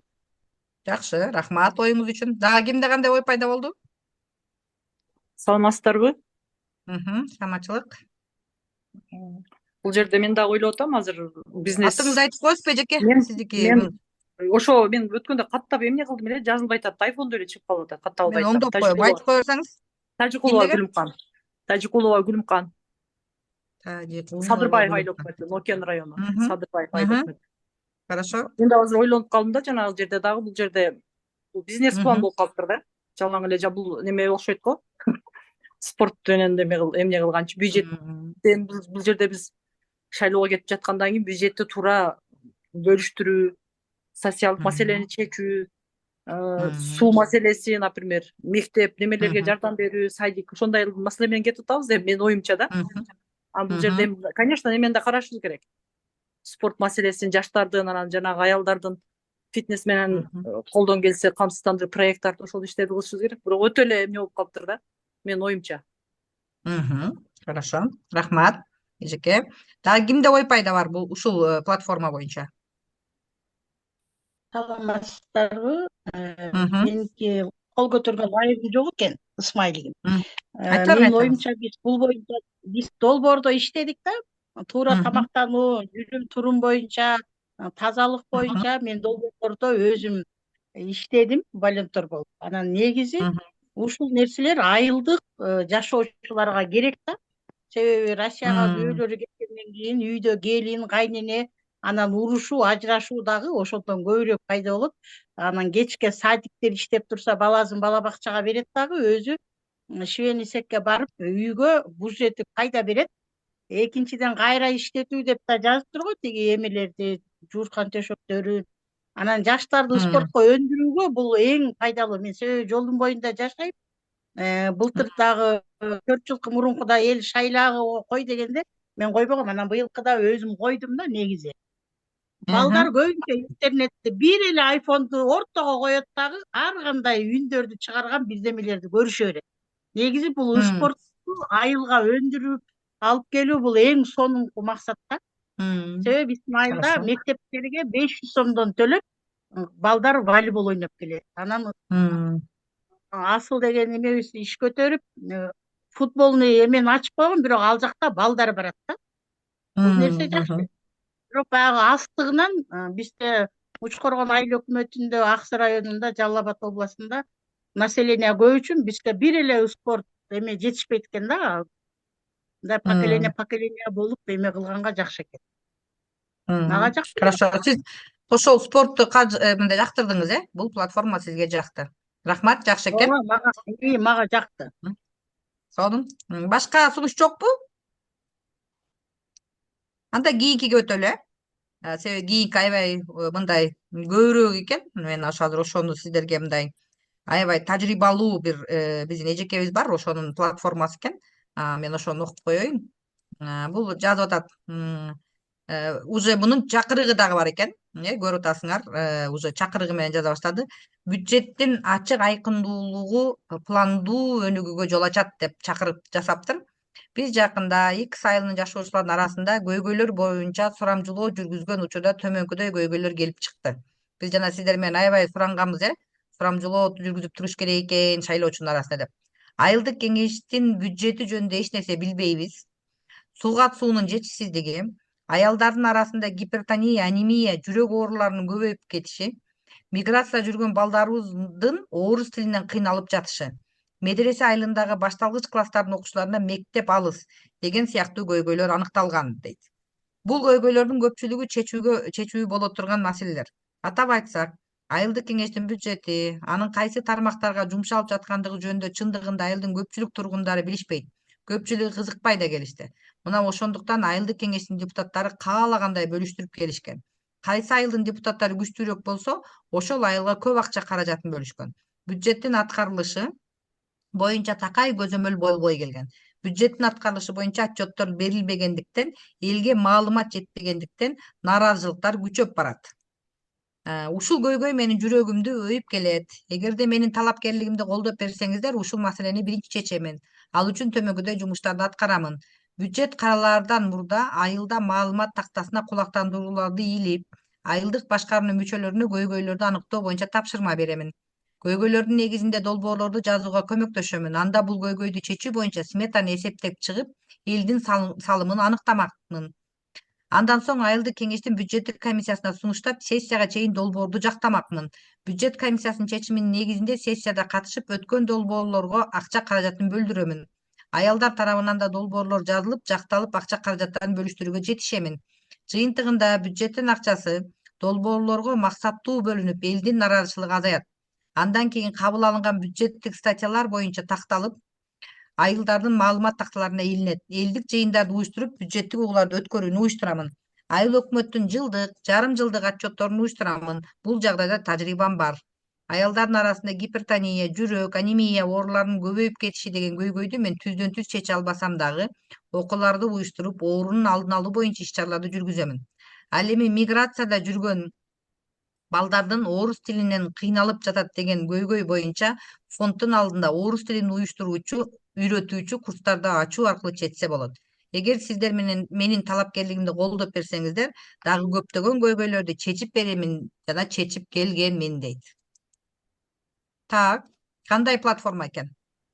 Бул платформаны эл менен бирге элдин көйгөйүн алып чыккан платформа деп билдим да. Бул эл менен бир жүргүзүп туруп, анан элге эмне керек деген нерсени алып чыккан, анан ачык айкындуулук. Бул жерде роль ойноп турганы жана такталарга илем дегенинен улам түшүнсө болот да. Ачык Жакшы, айкындуулук. рахмат. Бул депутат болуп жүрүп иштеген аялдын Платформасы экен. Ооба, аябай сонун. Жакшы. өтө жакшы, грамотный, жакшы түзүлүптүр. Бирок эми ошол нерсеге өтө көп эмне кылыш керек, анан бюджетти туура деген эми бюджетке карап туруп акча бөлүштүрөбүз да бизчи. Азыр биз 3,5-4 жыл болдукпу депутат. Ооба. Анан бюджетти карап бөлүштүрүп, эми кайсыл күчтүү бир жагынан туура айтып атат, кайсыл күчтүү депутат болсо ошол жака тартып кетебиз го. Ошол маселени да туура айтып атат. Анан экинчи маселе жанагы чөнтөккө карайбыз да. Көп нерсе чөнтөккө карайбыз. Бирок сонун экен, аябай жакты. Сонун, өзүңөр көргөндөй ошол жанагы жергиликтүү кеңештин депутаттарынын бирден бир эң негизги жанагы мындай милдеттери деп койсок болот, бюджетти түзүү, бөлүштүрүү, элге жеткирүү, элдин приоритеттүү маселесин кароо дегендер турат да. Аябай туура белгиледиңиздер. Эми анда акыркы платформаны көрүңүздөр. Мен акыркы платформага сиздерге атайын өзүмдүн платформамды алып келдим. Көрүңүздөр, мүмкүн силерде дагы бир ойлор пайда болот, мүмкүн оңдошуп коесуңар дегендей. Ошол жергиликтүү кеңешке талапкер Саламатсыздар, уруксат мен айтсам. Айтыңыз эжеке. Да, угуп атабыз эжеке.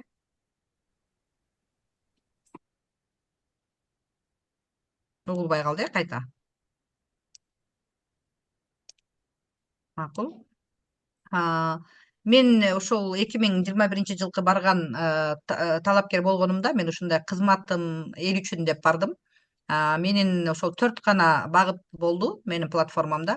Биринчи муниципалдык кызматтардын реесин карап чыгуу жана муниципалдык кызматтардын сапатын күчөтүү деген болду. Бул ар бир айылдын тургунуна жеткиликтүү болгон муниципалдык кызматтарды иштеп чыгуу, бекитүү жана калкты керектүү кызматтар менен камсыздоо. Муниципалдык кызматтарды иштеп чыгуу үчүн өзүнчө комиссия түзүп, ага калктын катышуусун камсыздоо. Мына ушул менин биринчи ошол 4 жылдын ичиндеги пландардын бири болчу. Экинчиси муниципалдык менчикти аныктоо жана муниципалдык менчикти туура пайдалануу. Бул деген эмне? Муниципалдык менчик тууралуу калкка туура маалыматты жеткирүү үчүн айылдык кеңештин сайтын, социалдык түйүндө баракчасын ачып иштетүүнү иш жүзүнө ашыруу, айылдык кеңештин кабыл алган ар бир укуктуу ченемдик актылары менен элдин толук маалымат алуусуна жетишүү, элдин муниципалдык менчик тууралуу маалыматка болгон муктаждыгын чечүү дегенди коюп жасадым. Үчүнчүсү жергиликтүү бюджеттти көзөмөлдөө. Жергиликтүү бюджеттин киреше жана чыгаша бөлүктөрүнө көңүл буруу, жергиликтүү бюджеттин проектисин укуктук, юридикалык, антикоррупциялык, экологиялык жана гендердик талдоодон өткөрүү, ар бир адамдын жергиликтүү бюджеттен пайда көрүүсүн камсыздоо, бардык кызыктар тараптарды өзгөчө ар кандай социалдык топтордун бюджеттик угууга, бюджетти бекитүүгө жана аткарылуусуна катыштыруу деп ушундай чечимдерди кабыл алып келдим. Төртүнчүсү айыл өкмөттүн социалдык экономикалык өнүгүү программасы. Айыл өкмөттүн социалдык экономикалык өнүгүү программасын иштеп чыгууга катышуу, бардык социалдык топтордун жана кызыктар тараптардын катышуусу менен өнүгүү программасын талкууга алып чыгуу аркылуу стратегиялык өнүгүү программасын социалдык жактан инклюзивдүү жана гендердик сезимтал болууга жеткирүү. Бул ошол 2021 жылы менин шайлоочуларыма сунуштаган мен платформам болчу. Анан жана күнү ушул биздин убактыбыз бүткөндөн кийин мен өзүм платформамы анализдедим. Ошол 95% аткарылыптыр да. Анан мен ошон үчүн азыр кийинки шайлоого барарда мунун уландысын алып барайын деп атам да, эми кандай болот деп. Ошол кандай экен бул платформа? Оюңуздарды айтып бериңиздер мага, буну дагы оңдоп түздөгөнгө жакшы болот. Жок, бул платформа деген кесипкөй, мындайча айтканда, көп жылдан берки депутат болуп жүргөн айымдын көз карашы экендик. Алыскан Нурманова өзүңүздүкү да. Аябай сонун экен. Биз дагы ошол жерден көчүрүп алып жазып атабыз, бул жак анча мынчасын. Жок, көчүрө бериңиздер, баары бир ар жерде ар түрдүүчө болот. Себеби менин эле Айта бериңиз. Кийинки эмеңизде дагы ошол 95% уже аткарылды да. Сиз дагы Ооба. канча экинчи союз депутатысыз да? Экинчи. Жок, 4-үнчү. 4-үнчү. М. Аха. Значит, кийинкиңизде дагы кийинки мына 24-тө болгондо эмени дагы жазып койсоңуз, андан да биз кичине маалымат алсак, кошуктуруп киргизген аябай Ооба. жакшы. Ооба. Ошону Платформа кичине жазып коюш, платформа жазып коюш, жазса болот да платформаны. Бирок аны Ооба. ишке Аткарыш ашырылыш, керек да. аткаруу бул аябай чоң жоопкерчиликти. Ооба. Анан кылат да. Сиз айтып атпайсызбы, 95% бул ишке ашты депчи. Бул аябай чоң жетишкендик да. Чындыгында айыл өкмөтүнүн өзөгүн түзгөн ушул нерселер, сиз баса белгилеп кеткен нерселер да. Бул нерсенин баардыгын жазып эле, мисалы, мен ушул эле платформаны башка айымдардагы баягы көчүрүп атат. Туура. Бирок көчүргөндөн кийин ушунун аткарылышын камсыздасаңыздар, анда өткөнү алдыга жылдыргандардан болот элеңиздер да. Ооба.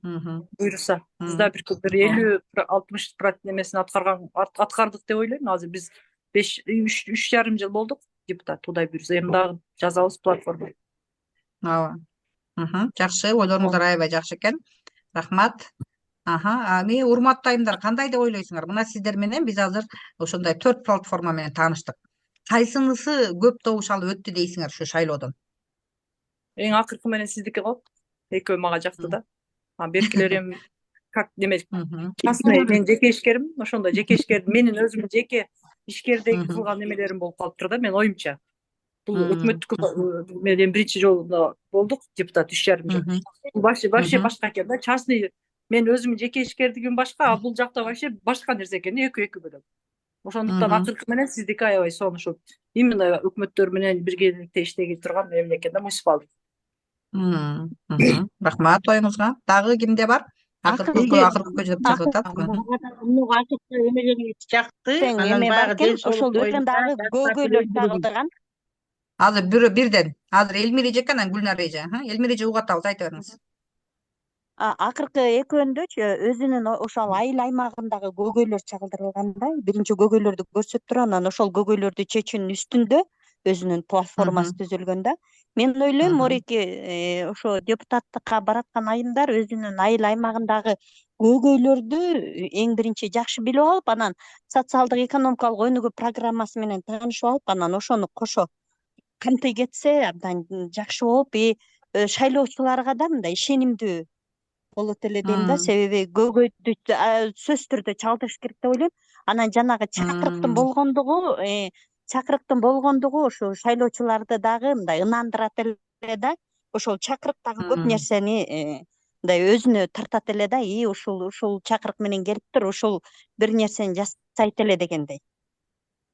Сонун экен эжеке оюңуз. Азыр Гүлнар эже, андан кийин Айда эжеке беребиз, Гүлнар эжеке сөз сизде.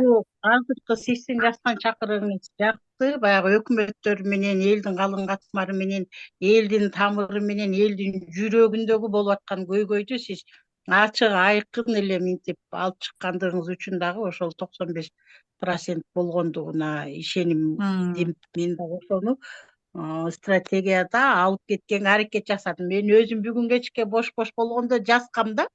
Себеби мен биринчи жолу депутат болуп баратам, бирок жана ден соолук боюнча, балдардын жүрүм туруму боюнчагы эме дагы жакты. Эми кээ бирки жерлери туура эмес болушу мүмкүн.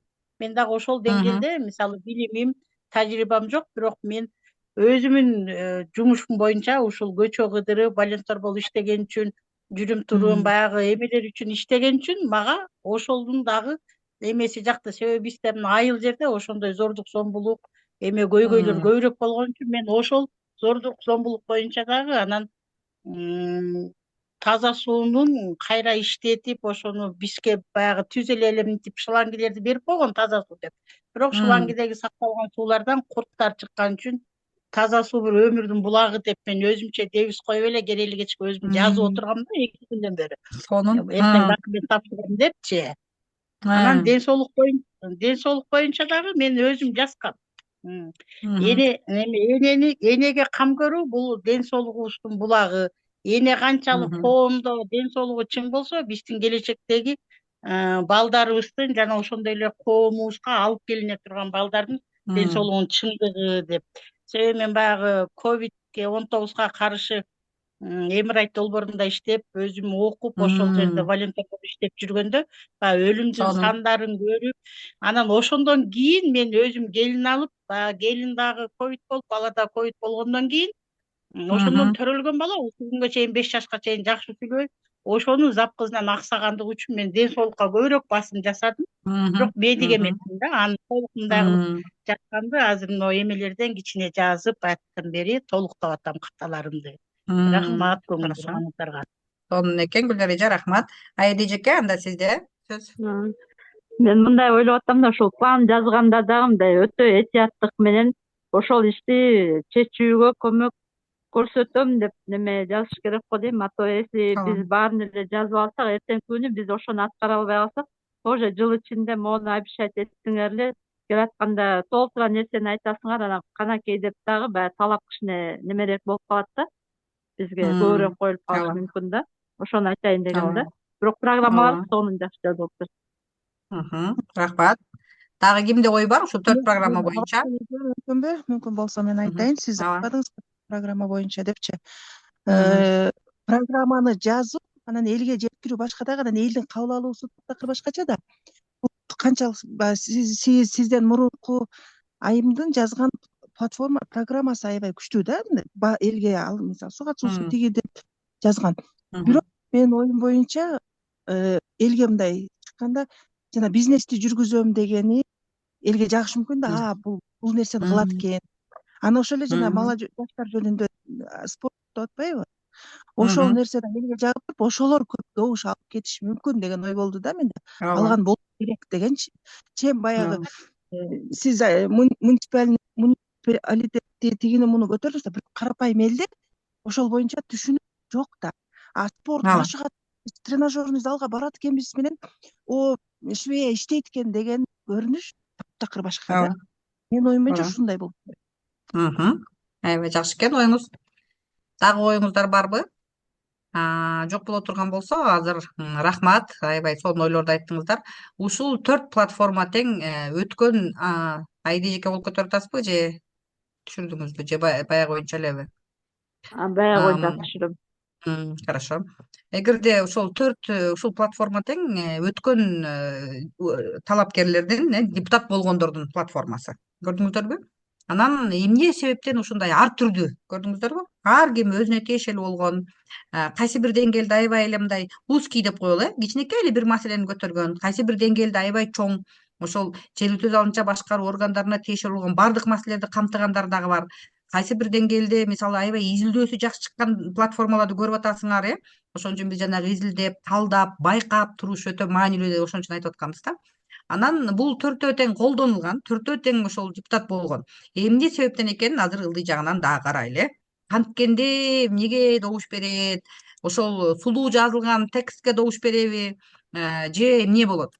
Шайлоо кампаниясы бул саясатчынын өзүнүн командасы жана шайлоочулар менен кызматташуу убактысы. Бул деген мына эми Кыргызстанда башталды.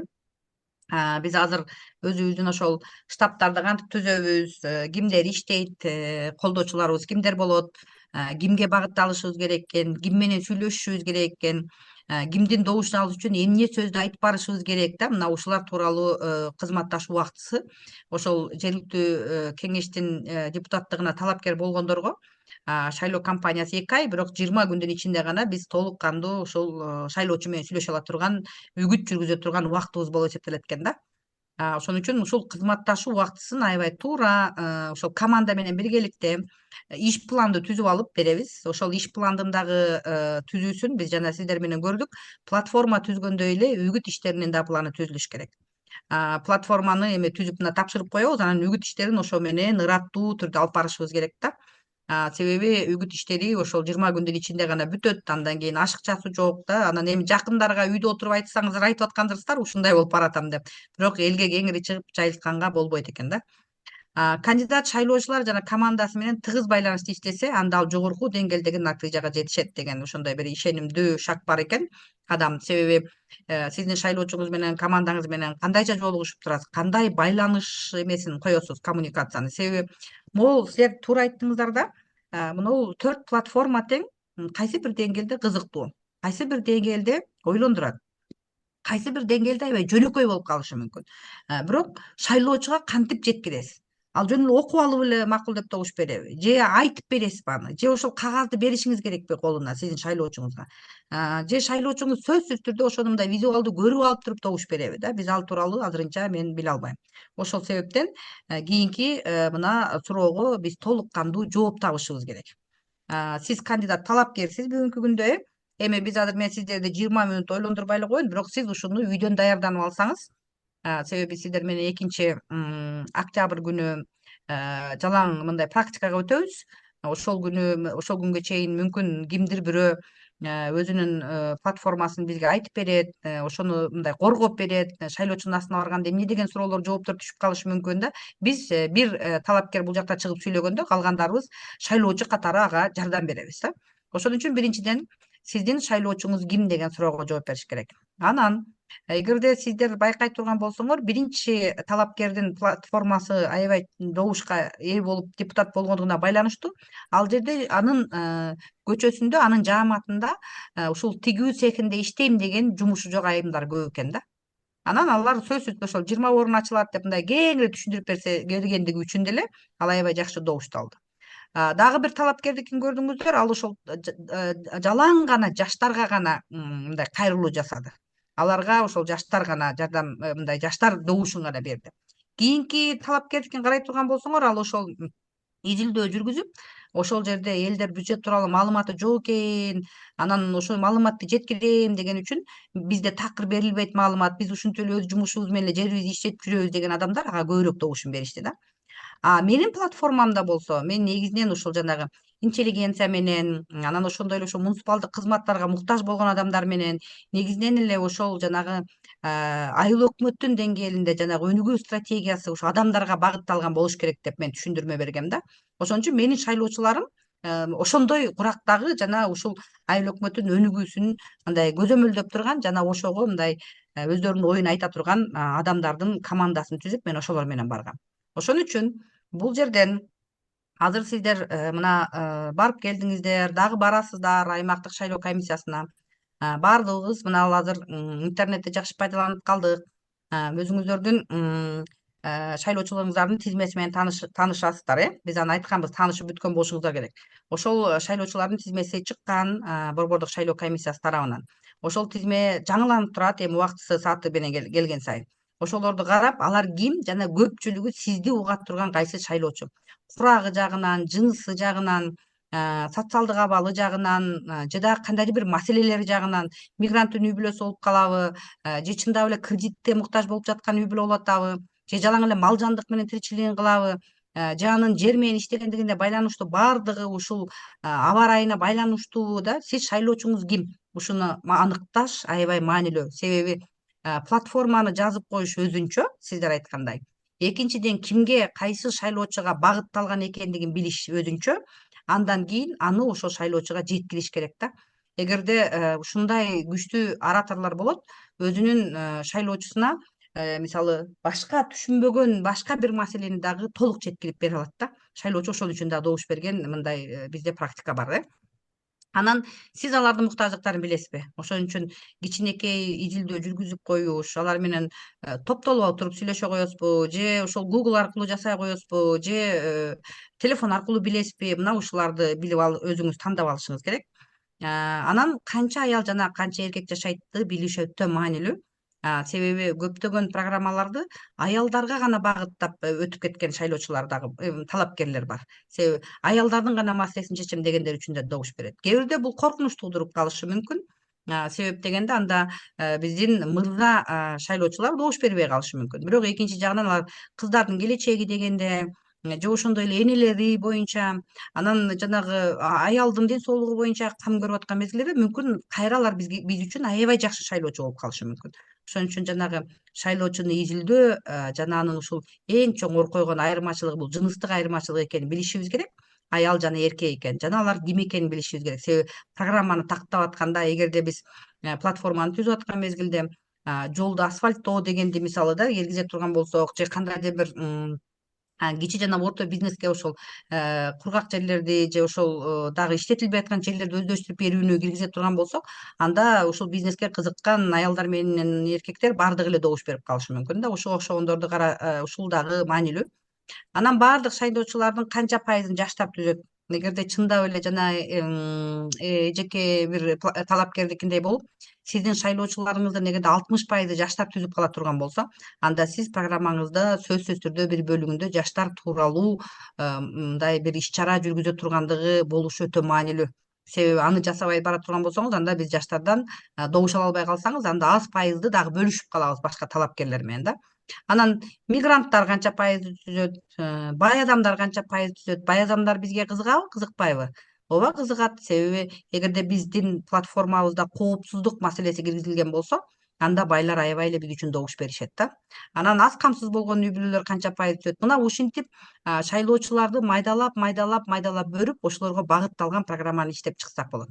Анан жана бир эжеке мен айтып атты эле бул жакта башында. Менин программамда, менин платформамда 8 бөлүктөн турат деп. Ошол бөлүктөрү кимдерге багытталган да? Ар бир бөлүк өзүнчө жазылдыбы? Же жанагындай баарын бир жыйнап койдуңузбу да? Ушуларды карашыбыз керек. Ушул боюнча кандай ой жүгүртөсүздөр талапкерлерди, шайлоочуларды такташ боюнча түшүнүктүү элеби?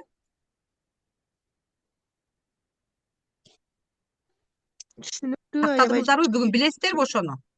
Канча шайлоочу бар жана кандай экендиги боюнча? ар бирибиз өзүбүздүн округдан Жалпы санын билебиз, бирок мындай аял эркек экенин чын эле ушу маани бербей жүрөбүз. Канча эркек бар, канча аял бар. Тактап койсок болот, билип койсок болот. Себеби азыр сиз жасап аткан платформаңыз бир аял үчүн же бир эркек үчүн деп жасалган эмес да. Негизинен толук мындай общий жазылган, Демек сиз тактап алсаңыз, сиз өзүңүз элдин артына чыкканда ошону пайдаланып айтсаңыз болот.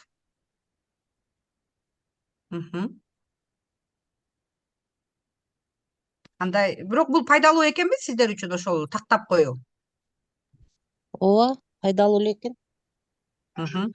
Анан мен сиздерге бул жакка атайын киргизип койдум эле, бирок мен азыр буга токтолбой эле койсом окшойт деп атам. Бирок мындай эле бир сыра көз илмеңиздерден өткөрүп коюңуздарчы, урматтуу айымдар, себеби эртеги 2 октябрда топтолгонубузда биз буга кайтпайбыз да. Сиздер кайра дагы бир сыра өзүңөрдүн платформаңыздарды карап атканда жергиликтүү маанидеги маселелер кайсы экенин билишибиз керек экен, Өткөнбүз, муну билесиздерби?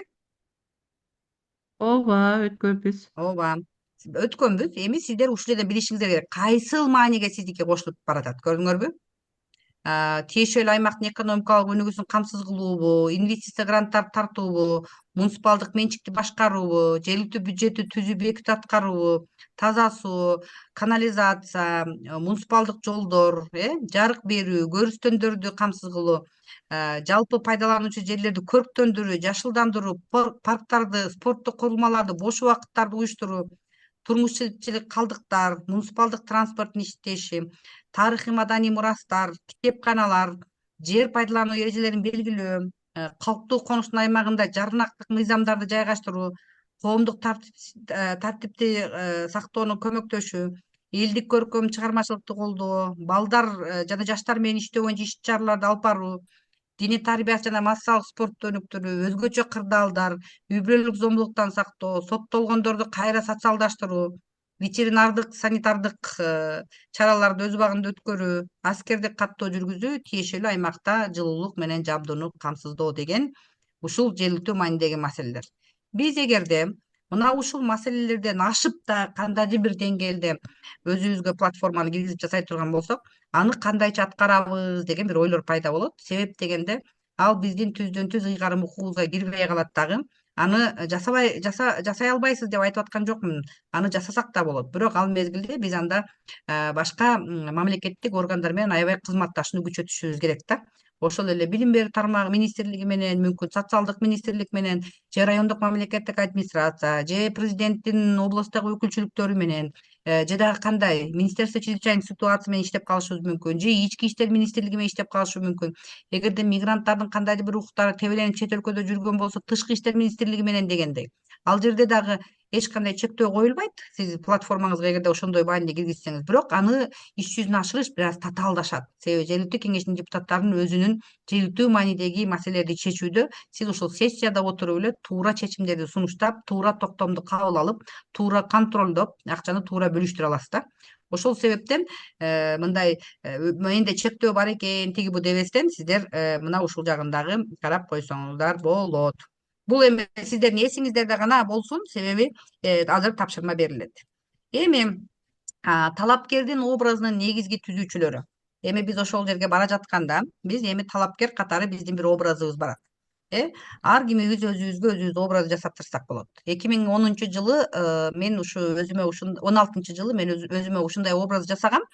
Мени бардыгы ошо шайлоочулардын бардыгы тариф деп таанып калган да. Мен ошол 16-жылдан баштап 21-жылга чейин бюджетный комиссиянын төрайымы катары мен тариф тууралуу гана сүйлөгөм. Платформамда тариф болгон, жолугушууларда гана тариф жөнүндө гана сүйлөшкөм. Кайсы муниципалдык кайсыл коммуналдык кызмат жана кандайлар тариф жөнүндө, эмне салыктар жөнүндө кайсыл жерде тариф көтөрүлүп түшүп баратат, мына ошолор жөнүндө гана мен 4 жыл иштедим да. Ошон үчүн биз дагы өзүбүздүн образды жасатып аткан мезгилде жеке өзүбүзгө таандык сапаттар бар. Негизинен эле талапкер адам жөнөкөй адам эмес.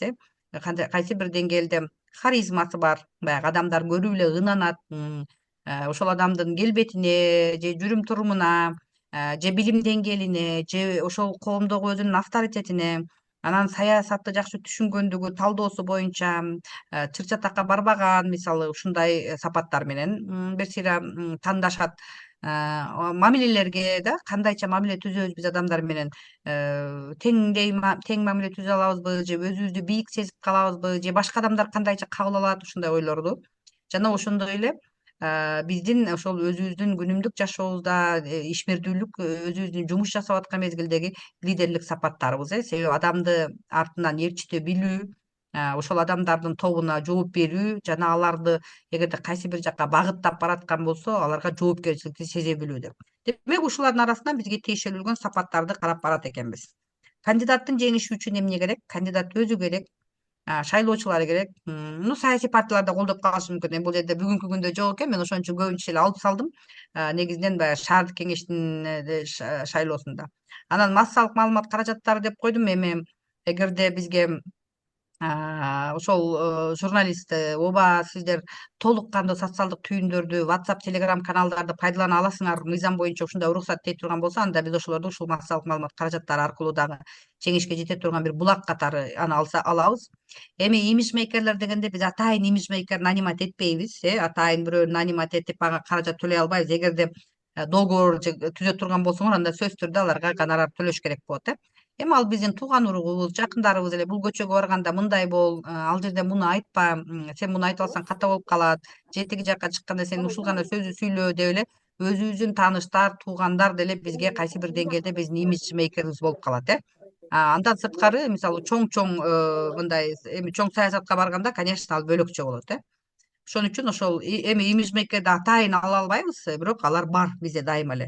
Биздин досубуз деле имиджмейкер болуп калат, коллегаларыбыз деле имиджмейкер болуп калат, жолдошубуз болуп калат. Балдарыңар чоңоюп калган болсо, балдар деле айтып калат бизге, ушундай имидж менен барсаң, ушундай образ менен шайлоочу бүгүн сени койт депчи. Ошон үчүн биз 21-кылымда ошол Кыргызстанда жергиликтүү кеңештин депутаттарынын ошол образы кандай болуш керек, ал кандайча жаралган, эмне себептен биздин образыбызга элдер добуш бере тургандыгын биз билебиз. Ошол дагы бир жеңиштин жакшы жолу да. Анан атаандаштар канчалык деңгээлде бар болсо, биз ошончо күчтүү болобуз. Бир-эки жолугушуп эле өзүбүздүн оппоненттер менен чыккандан кийин биз сөзүбүздү оңдоп калабыз дегендей да. Мына ушул үстүндө иштейт экенбиз. Анан шайлоодогу өзгөчөлүктөр жана биз сиздер менен айткандай, эми бул жерде саясий партияларды да кошуп койдум. Шайлоочулар партияны шайлабайт, алар конкреттүү адамдарды шайлашат. Партиянын лидерин угуп турушат, же дагы ошол бир мүчөлөрүнө карап туруп, бирок партия кандай экен деп шайлашат. Идеяны колдошот, идеологияны колдошпойт. Биз азыр ушундай өзгөртөбүз дешибиз мүмкүн, бирок убактылуу азыркы идеяны гана үстүндө жүрүшөт. Келечеги үчүн добуш беришет, өткөн убак үчүн добуш беришпейт. Бул өзүмдүн практикамдан. Себеби мен мисалы 2010-жылы ушундай эле, анан биз 10 жыл мындай элек деп көбүнчө адамдар өздөрүнүн баягы тарыхында историясын айтып калат. Алар үчүн добуш беришпейт азыр, себеби ал кайталанып кайра келбей турганын көпчүлүк билет. Анан шайлоочу аябай өзгөргөн, жылда жаңыдан шайлоочулар катышат бизге. Мына акыркы 4 жылдан кийин азыркы шайлоочунун портрети да өзгөрдү, анын көз карашы өзгөрдү, анын каалоосу өзгөрдү, эмеге бизден талаптары дагы өзгөрдү да. Ошон үчүн өткөн чакты айтпастан ушу келечек үчүн көбүрөөк платформага киргизиш керек. Саясий образ үчүн эмес, социалдык образ үчүн добуш беришет. Эми бул көбүнчө мына аялдарга, балдарга багытталган программаларда, себеби алар саясатты эле айта бербестен ушул маселелердин чечилгенин каалашат. Эгерде жанагы биздин шайлоочулардын списогун алып, ошолордун арасында социалдык жактан муктаж болгон үй бүлөлөрдүн жана шайлоочулардын санын ала турган болсок, алар эгерде көпчүлүк, биз ойлогондон да көпчүлүк пайызды түзүп кала турган болсо, биздин программада ошол биз социалдык образга киришибиз керек да. Ортомчулукту колдобойт, легендарлуу адамдарды колдойт. Мисалы көбүнчө биз ошол агитация, үгүт иштерин жүргүзүп аткан мезгилде кимдир бирөөлөр барып тааныйсыңбы, мына ушундай болуп калды, айтып койчу добушуңду дебестен, сени тааныган, кандайдыр бир тажрыйбасы аябай көп, мурун ушул жерде может быть депутат болгон же ошол жерге таасирлүү адам, легендарлуу дегенде баарыбыз эле түшүнүп атабыз, кандайдыр бир жакшы жумуштарды жасап кеткен адамдарды айта турган болсо, мына ошол үчүн дагы колдоо жакшы.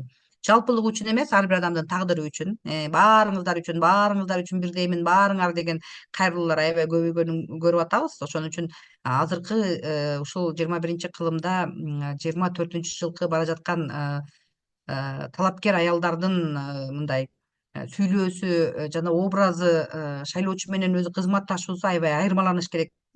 Себеби мисалы бир да мырза депутаттар мындай окуудан өткөн жок. Ошон үчүн айым депутаттар окуудан бүткөндүгүнө байланыштуу сөздөрү жалпыланбастан ар бир адамга жекече сенин жашооңу өзгөрткөнгө келдим, ар бир адамдын жашоосу биз үчүн маанилүү экендигин ушул өзгөчөлүктөрдү айтышыбыз керек. Уттурган адам үчүн эмес, өзүнүн жеңишине ишенген адам үчүн. Эгерде шайлап койсоңор өтүп калсам дебестен, ошол мен барган күндөн баштап деп мына ушундай бир ишеничтүү сөздөр менен, кадамдар менен барыш керек. Ал адамдын өзүнүн дагы психологиясына өзгөртүү киргизет экен, жана сизге ишенип маңдайыңызда турган шайлоочунун дагы мындай сизге болгон ишеничи өзгөрөт да. Анан курулай элестер үчүн эмес, чыныгы баалуулуктар үчүн дейт. Биз негизинен мына ушундай суроолорду баягы кылдык. Мына ушундай менен бүгүнкү биздин мындай окуубузду жыйынтыктайын деп жатам. Бул менин жасаган азыркы презентациям силерге жиберилет, силер анын баарын аласыздар. Азыр эми суроо жооп уюштуралы. Суроо жоопко чейин мен тапшырманы бир сыйра кайталап коеюн, урматтуу айымдар. Биз сиздер менен 2-октябрь күнү жолугушабыз. Мына азыр бүгүнкү күндө бул жерде эгерде уюштуруучулар чыгып кете турган болсо 32 талапкер катышып отурасыздар. Сиздер эгерде бизге ошол 2-октябрь күнү мен платформамды сиздер менен кошо мындай үйрөнүп алайын, оңдотуп алайын, мен сиздерге жиберейин, сиздер менен кошо ушундай шайлоочу катары иштеп алайын деген айымдарды күтөбүз. Азыр эле мен айтып берем, мен кошулам деп койсоңор андан да жакшы болот. Биз ошого жараша даярдык кылып, практика жүзүндө өтөбүз. Эми азыр суроо жооп жана ошол боюнча да оюңуздарды айтсаңыздар болот, урматтуу айымдар.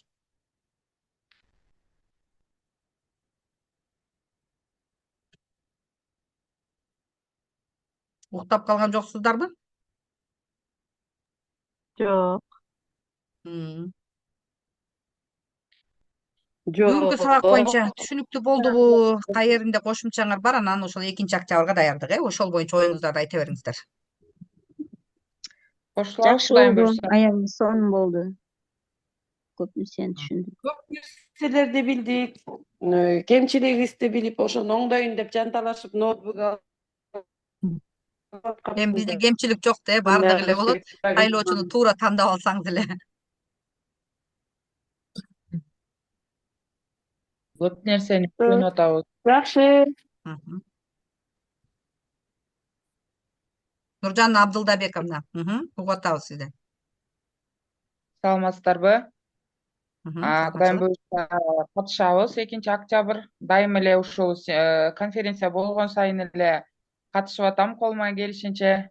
И дагы катышабыз буюрса. Көп үйрөндүк, көптү билдик. Кудайым буюрса жакшы. Тапшырдыңбы платформаңыз? Сен же тапшыра элексиңби, Нуржан? Тапшырдык. Биз коюп келдик. Мен тапшыра элем. Жакшы. Анда сиздин 2 октябрь күнү бизге мындай эме жасап көрөсүзбү? Бизди шайлоочу кылып пайдаланып көрөсүзбү? Сизде шайлоочу кылып? Жок, катышуучулар биз шайлоочу болобуз. Сен бизге платформаңа айтасың, бизден суроо жооп күтөсүң, биз добуш беребиз, мындай оңдойбуз деп жардам беребиз да. Болот, колуман келишинче айта алам. Сонун экен анда. Макул, сизди бирөө жазып туралы. Махабат Матраимова эжеке. Сизди угуп атабыз. Мен деле ошо Гүлжан белең. Ошонун платформасын уккум келип атат да. Нуржандынбы? Нуржандын. Онда ошо 2-октябрда угабыз. Нуржан молодец. Сегодня сидит красивая, молодец. Ооба, өткөндө 2 жолу башкача көрүндү эле, бүгүн башкача болуп калды. Бүгүн отуруп, жатпай, жамбашабай. Талапкер эми өзгөрөт азыр бардыгы. Эми бири-бирибизди таанып классташтардай болуп. Так держать, баарыбыз жардам беребиз, давай. Эме болобуз. Рахмат баарыңызга. Жакшы. Анда башка айымдарды дагы да ойлонуп, ошол 2-октябрда тапшырып келген айымдардан бир сыра сурайлы дагы.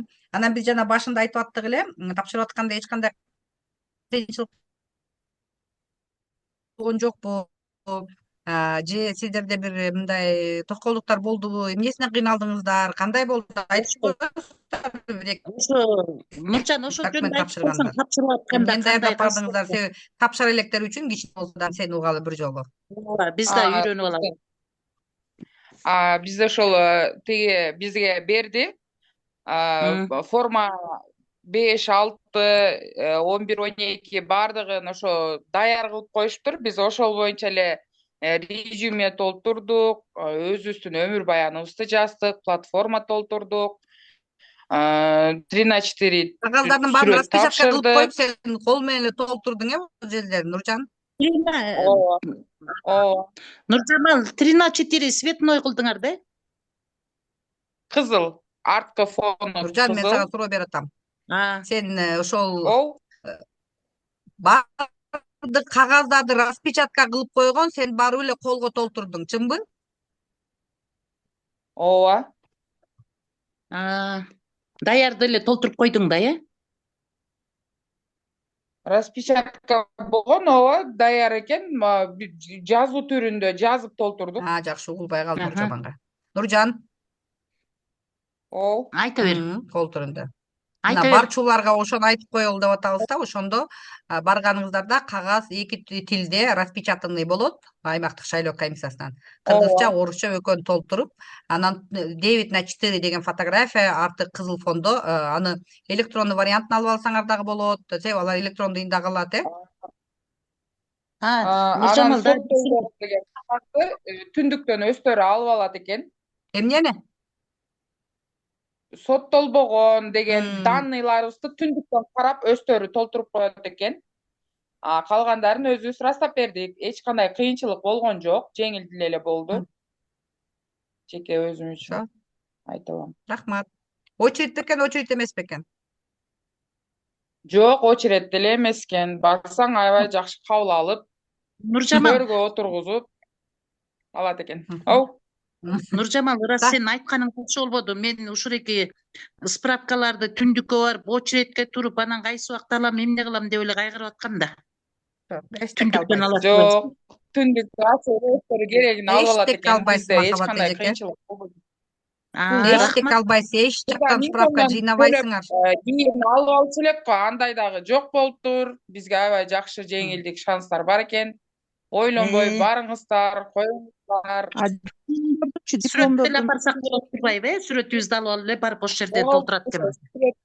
Ооба. Айыл өкмөткө деле барбай, сессияга барбай сүрөтүңүздү көтөрүп барсаңыз ошол жерден бүтөт. Диплому барлар дипломду ксерокопиядан өткөрөбүз. Аттестаты барлар аттестатты өткөрөбүз. Ушундай экен.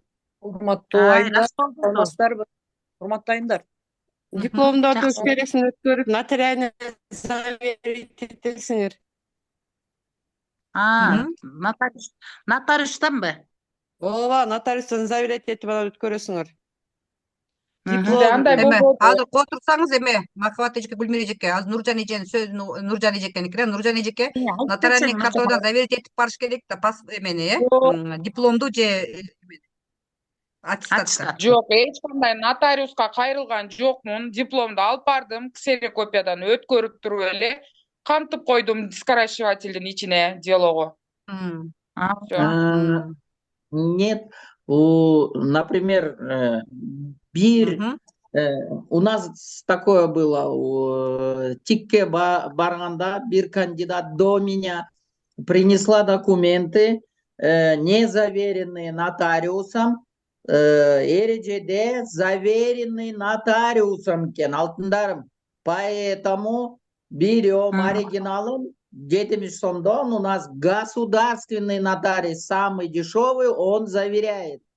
5-10 мүнөттүн ичинде экен. Азыр дагы бизде мындай очередь эме кылып коюп тур. Например, кандидат, потому что барган адам өзү айтыш керек. Я, например, сказала в целях выборах, я кандидат, и мне там была очередь 5-6 человек. Имущество заверяет, еще что-то заверяет. Анан, например, ушундай эмелер шайлоо менен связанный кандидаттарды бачым кетире беришет экен. Раз поставили, и мен бачым эле 2 документимди заверенный, и кеттим. Анан кийин ошондо дипломда Аттестат или диплом, Махабат эже. Жок, бир өзү, Махабат эже. Аттестат или диплом о среднем образовании. Если нету диплома никакого на образование 11 класстыкы болсо, ошону алып барасыз дагы, заверяйт этесиз тоже нотариально. Потом из перечня бардык документтерден фото электронном и на красном фоне. Это фотону дагы и программаң в электронном тоже варианте. Флешкага закачивать этип эле алып барып, чик деп коет тиякта тикте. Анан дагы бир нерсеси, мен алып барганда мындай болду да. Сказали же, это аймактарды уточняет, но биз деген чүй эме АТРге кирген жокпуз, өзүбүз эме ойдон эле калганбыз. Но бирок все равно эреже боюнча деп 28-ден кийин деген. Вот, например, Гүлмира айым, Аида айым, Бурананыкы тоже вот эме башка күнү кел деди да, правильно, Гүлмира? Поэтому 28-ден кийин. Но я до этого все документы собрала, потом 29-да, субботада дагы, воскресеньеда даже, наверное, дежурныйлер бар болуш керек тикте. Дежурят. Суббота, воскресеньеда тапшырсак болот бекен. Иштейт. Да, потому что это каждый день на счету же, алтындар, поэтому там работают, дежурят, ТИК работает во всем этом. И бүт перечень документов болгондо, например, ким айым айтып атпайбы, тиги форма 6, форма 12, форма 11, прям на месте берди, там уже готовы. Хочешь на кыргызском варианте, хочешь на русском, кто как заполнит. Выборы депутата местных кеңеша, форма 6.1, это заявление кандидатов в депутата айылного кеңеша, потом ошо документтерди, мисалы үчүн, аякта бланк бар экен, и сразу эле раз өзүң эле толтуруп, и самый главный, ылдый жагында фамилия, имя дегенде, анан подпись дегенде, дату обязательно ставить и это, готун, потому что Авазхан эже, Авазхан эже, вот при каких-то этих случаях на ранешних выборах, вот, например, башка мурунку выборларда было такое, что айымдар эме келип калганда, ошо ким заявленияны биринчи берди деген маселе дагы чыгып калат. Ошон үчүн это когда квота эмес, мындай добуштар бир болуп, анан кийин ошондойго келет деп прошлый эмелерде дагы айтпадык белек, ошондой болот. Поэтому барып эле бүт баары даяр деген жок. Даярдаш керек, резюмени даярдаш керек. Бардык нерсени перечень документов Google'дан шайлоо эмеден эле карап эле баарын тыкылдатып алып барып бачымыраак сдавать эткен оңоюраак, быстрее надо. Рахмат, көп нерсени угуп алдым. Рахмат, Өтөчеке. Чоң рахмат. Азыр бияктан дагы эмени паспорт барбы сөзсүз деп атат. Ооба, паспортуңуздарды алып барасыздар. Паспорт керек. Бирок ал күнү жана күнү айтып аткан. Да, Нуржан? Мүлк жөнүндө айтылып кетти да азырчы. Мүлктү да текшерет экен деп. Анан андай кече текшерүү болгон жок. Бизде жылына 2 жолу декларация тапшырабыз барып налоговыйга. Ошондо гана текшерилчү эле да. Эмнеге 2 жолу? Бир эле жолу. Декларация бир эле жолу. Декларация бир эле жолу тапшырылат, Жок. Хорошо, декларация тапшырылат. Декларацияны сурабайт, урматтайымдар. Эми адашпай туруңуздар. Ал жерде декларация деген бул тиги шайлоонун өзүнүн тили менен бул жерде только ошол башка мамлекетте сиздин жарандыгыңыз жокпу дегенде. Аны сиздин сөзүңүз менен эле аныктап коет. Ал жерге сиз толтурасыз, мен жарандыгым жок деп гана кол коюп бересиз. Ошо жарандыгым жок деп кол коюп бергенде сиз өзүңүз жоопкерчилигиңизди сезесиз. Болду, все. Аны башка жактан издеп тактабайт. Ошон үчүн жанагы адашып андай нерсени жасабаш керек, Да. Аваска нече? Да. Там. Паспорт 3 деме экен. 3 паспорт копия 3. Анан кийин жанагы эмени түндүктөн чыгарат экенбиз. Жарандыгы каттоолук эсепке алуу жөнүндө. Бүгүн мен барып жарым даярдап келдим. Ошону барып эмнеден чыгарат экенбиз да, биометрикалык эмеденчи. Ошону да обязательно чыгарып барышыңыздар экен. Кайра келдик да бул жака. Жок, атын айтсаңыз эмненин? Жанагы каттоолук эсепке алуу жөнүндөгү даректик маалымат дегендичи, түндүктөн. Ошол ал ошодон справка сразу чыгат автоматически. Ал эмнеге чыкпай калды? Бизде ошол жака жөнөттү да, өзүңүздөр алып келиңиздер. Бүгүн биз аябай Сиз түндүктө жоксузбу өзүңүз? Түндүктө барбыз, биз ошол жака барып болду. Анда түндүккө эле киресиңер, урматтайымдар. Мен ошону айтып коеюн анда. Күлүмкайын кой туруңуз. Стоп, алыстап атам, кой туруңуз азыр. Азыр башкаларды дагы адаштырбагыла андай кылып. Ато силер азыр мени аякка жибер десе, жана күнү бирөө налогойго барып эме төлөп атпайбы адашып? Ошондой болуп кетпеш керек. Декларацияга. Жок, түндүктөн аласыздар. Сразу эле чыгарып алдым мен да түндүктөн эле автомат. Түндүккө киргениңиздерде эле кой туруңуздар, эжекелер, башкалар үчүн түшүнүктүү болсунчу, силер өзүңүздөр ооба дей бересиңер, а тигилерге түшүнбөй калат. Анан ушул жерде мына услуги деген турат. Ошол услуги киргенде эле справка деген турат. Справкага кирсеңер эле место регистрации граждан деп турат. Ошону бассаңыз эле чыгарат. Все, ошону сразу WhatsAppка которосуңар дагы распечатка кылып берип коесуңар. Болду. Ага эчтекенин кереги жок. Ошентип берет да, себеби ал жерде немелер чыгарып албайт да. Ошону чыгарып алып даярдап барсаңыздар оңойраак болот да. Жок, ошол жерде аймактык шайлоо комиссияда отурган бирөө жарым эле WhatsApp'ына жибере койсоңуз, ал бир эле баракта. Алар аны чыгарып берет. Жана күнү баргыла деп аябай адашып атышпады беле. Эми өзүңөр билесиңер да, урматтайымдар. Сиздер Борбордук шайлоо комиссиясынын сайтына киресиңер, айылдык кеңештин депутаттыгына барыш үчүн керектүү документтер дегенди басасыңар. Ошол жерден орусча, кыргызча распечатка кылгыла, үйдөн толтургула, алып барып тапшыргыла болду. Эч убакта ал жака барып алып анан тиги кагаз чыгарып бер, муну алып бер, тиги бул дегендин азыр кереги жок. Ошон үчүн даярданып ошодон барасыздар, Ооба.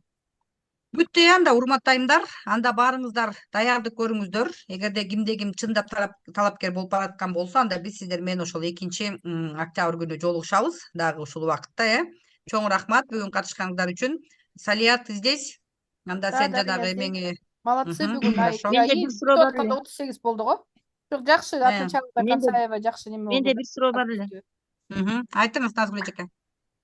Жана мектеп жетекчилери катышпайт деп атат. Ошол чечилдиби, чечилбедиби? Давайте мындай кылалы. Мен азыр айтып коеюн да, буякта отургандардын баарына.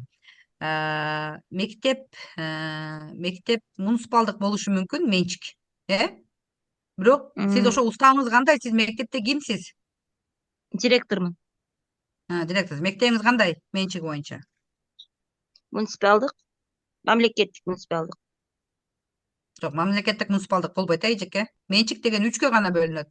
Мамлекеттик, муниципалдык, анан жеке деп. Ошонун кайсынысы? Ну, мне кажется, здесь Аваскан, смотрите, муниципалдык болсо деле, мамлекеттик болсо деле все равно болот да. Жок, азыр ошону айтып берейин деп атам да, что потому что ар бир талапкер менен отдельно иштеш керек болуп атат, Назгүл эжеке. Потому что көп устабын көрбөй атат, анан көп болсо жанагы жеке жакта иштеп келип атат, мектепте директормун деп муниципалдыкта иштеп келип атат да. Сиздин мектебиңиздин имараты жана жери муниципалдык болсо деле, Назгүл эжеке, сиз муниципалдык кызматкер эмессиз. Түшүндүңүзбү? Муниципалдык кызматкер, сиз мамлекеттик да кызматкер эмессиз. Билим берүү менен саламаттыкты сактоо тармагы бул эки сферага кирбейт. Түшүндүңөр, Ошол себептен сиздер ошол кайсыл жакта иштеп жетекчи болуп аткан болсо дагы, сиздер талапкер болдум деп, тиги талапкерсиң деген эмени алгандан кийин корочканы, сиз ошол иштеп аткан ишканага, районго, сиздин случайыңызда районго апарып тапшырасыз 3 күндүн ичинде. Мына мен талапкер болдум, мени мынанча күнгө бошот деп. Анан сизди ошол убактылуу токтотуп турат жумушуңузду, бирок сиздин айлык акыңыз сакталат. Түшүндүңүзбү? Средний деп айтылган. Анан кийин бүткөндөн кийин сиз мектептин директору катары кайра мектептин директору да болуп иштей бересиз. Депутаттыкты дагы айкалыштырганга толук кандуу укугуңуз бар.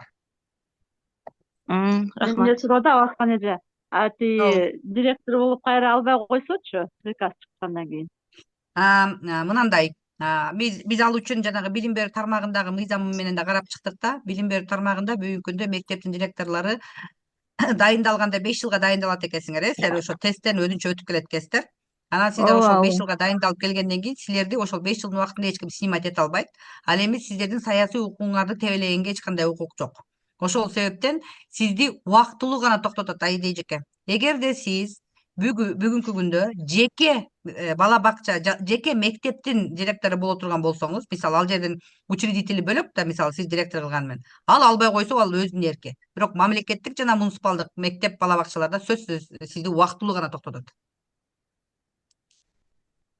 Түшүнүктүүбү? Хорошо. Болду. Рахмат. Макул, анда жакшы эс алыңыздар. Анда 2 октябрдан жолукканга чейин. Саламатта болуңуздар эжекелер. Жакшы эс алыңыздар. Абаскан эже, вот это приказ о временном отстранении от работы. Приостановлении. Да, приостановлении. Я в ТИК уже отдала. Вам уже сделали приостановление? Ну, это мыйзамдуу же, мыйзамдуу эмес. Правильно. Я так поняла, что вообще нужно сразу... Нет. Это сиз пока талапкер боло элексиз, Светлана эжеке. Вы еще не кандидат. Как работодатель вам дал? Вот на основе чего он дал эти документы? Он или она? Я не знаю. Я вот, поэтому я вот этот приказ не отдавала у себя.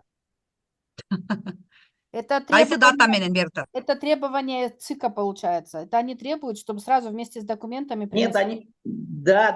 Но она меня освобождает с работы. Не сейчас. Она меня освободит. И МГ приказ менен только в октябре какого-то числа она мне. 28-го. Поэтому я так знаю, поэтому я так говорю, да? Давайте мен мыйзамдуу жагын айтайын, Светлана эже, сиздин директоруңуз кандай жасап атат? Я у вас вот это спрашиваю. Да, сиздин директоруңуз кандай жасап атат, мен билбейм. Сиз барып, аймактык шайлоо комиссиясына документ тапшыргандан кийин, аймактык шайлоо комиссиясы баардыгын МВДдан судимасы жок боюнча баягы берсе текшерип чыгат. Анан жанагы керектүү документтерин баары перекличка кылат. Анан баардыгын коюп туруп, баардыгына 1 күндөн баштап катар жанагы эмени бере баштайт. Талапкер деп. Талапкер болгондон кийин сиз 3 күндүн ичинде сизди иштен бошотуш керек. Ошол даталар менен. Эгерде сейчас эс освободить эткен болсо, анда сизди как талапкер катары эмес, может быть, просто так по собственному желанию освободил, я не знаю. Но вы же должны получить статус о том, что вы как кандидат. Поняли? Да. После регистрации как кандидата качан гана корочканы алгандан кийин вы придете с этой корочкой, что вы талапкер, понимаете? Вот тогда и руководитель должна или должен освободить. Вот я поэтому говорю, это будет рановато, поэтому октября ждем. Ага. Хорошо. Ладно, до свидания. Пока-пока. Салия, ты выключишь вот эту запись? Да, я выключу. Все выключаю.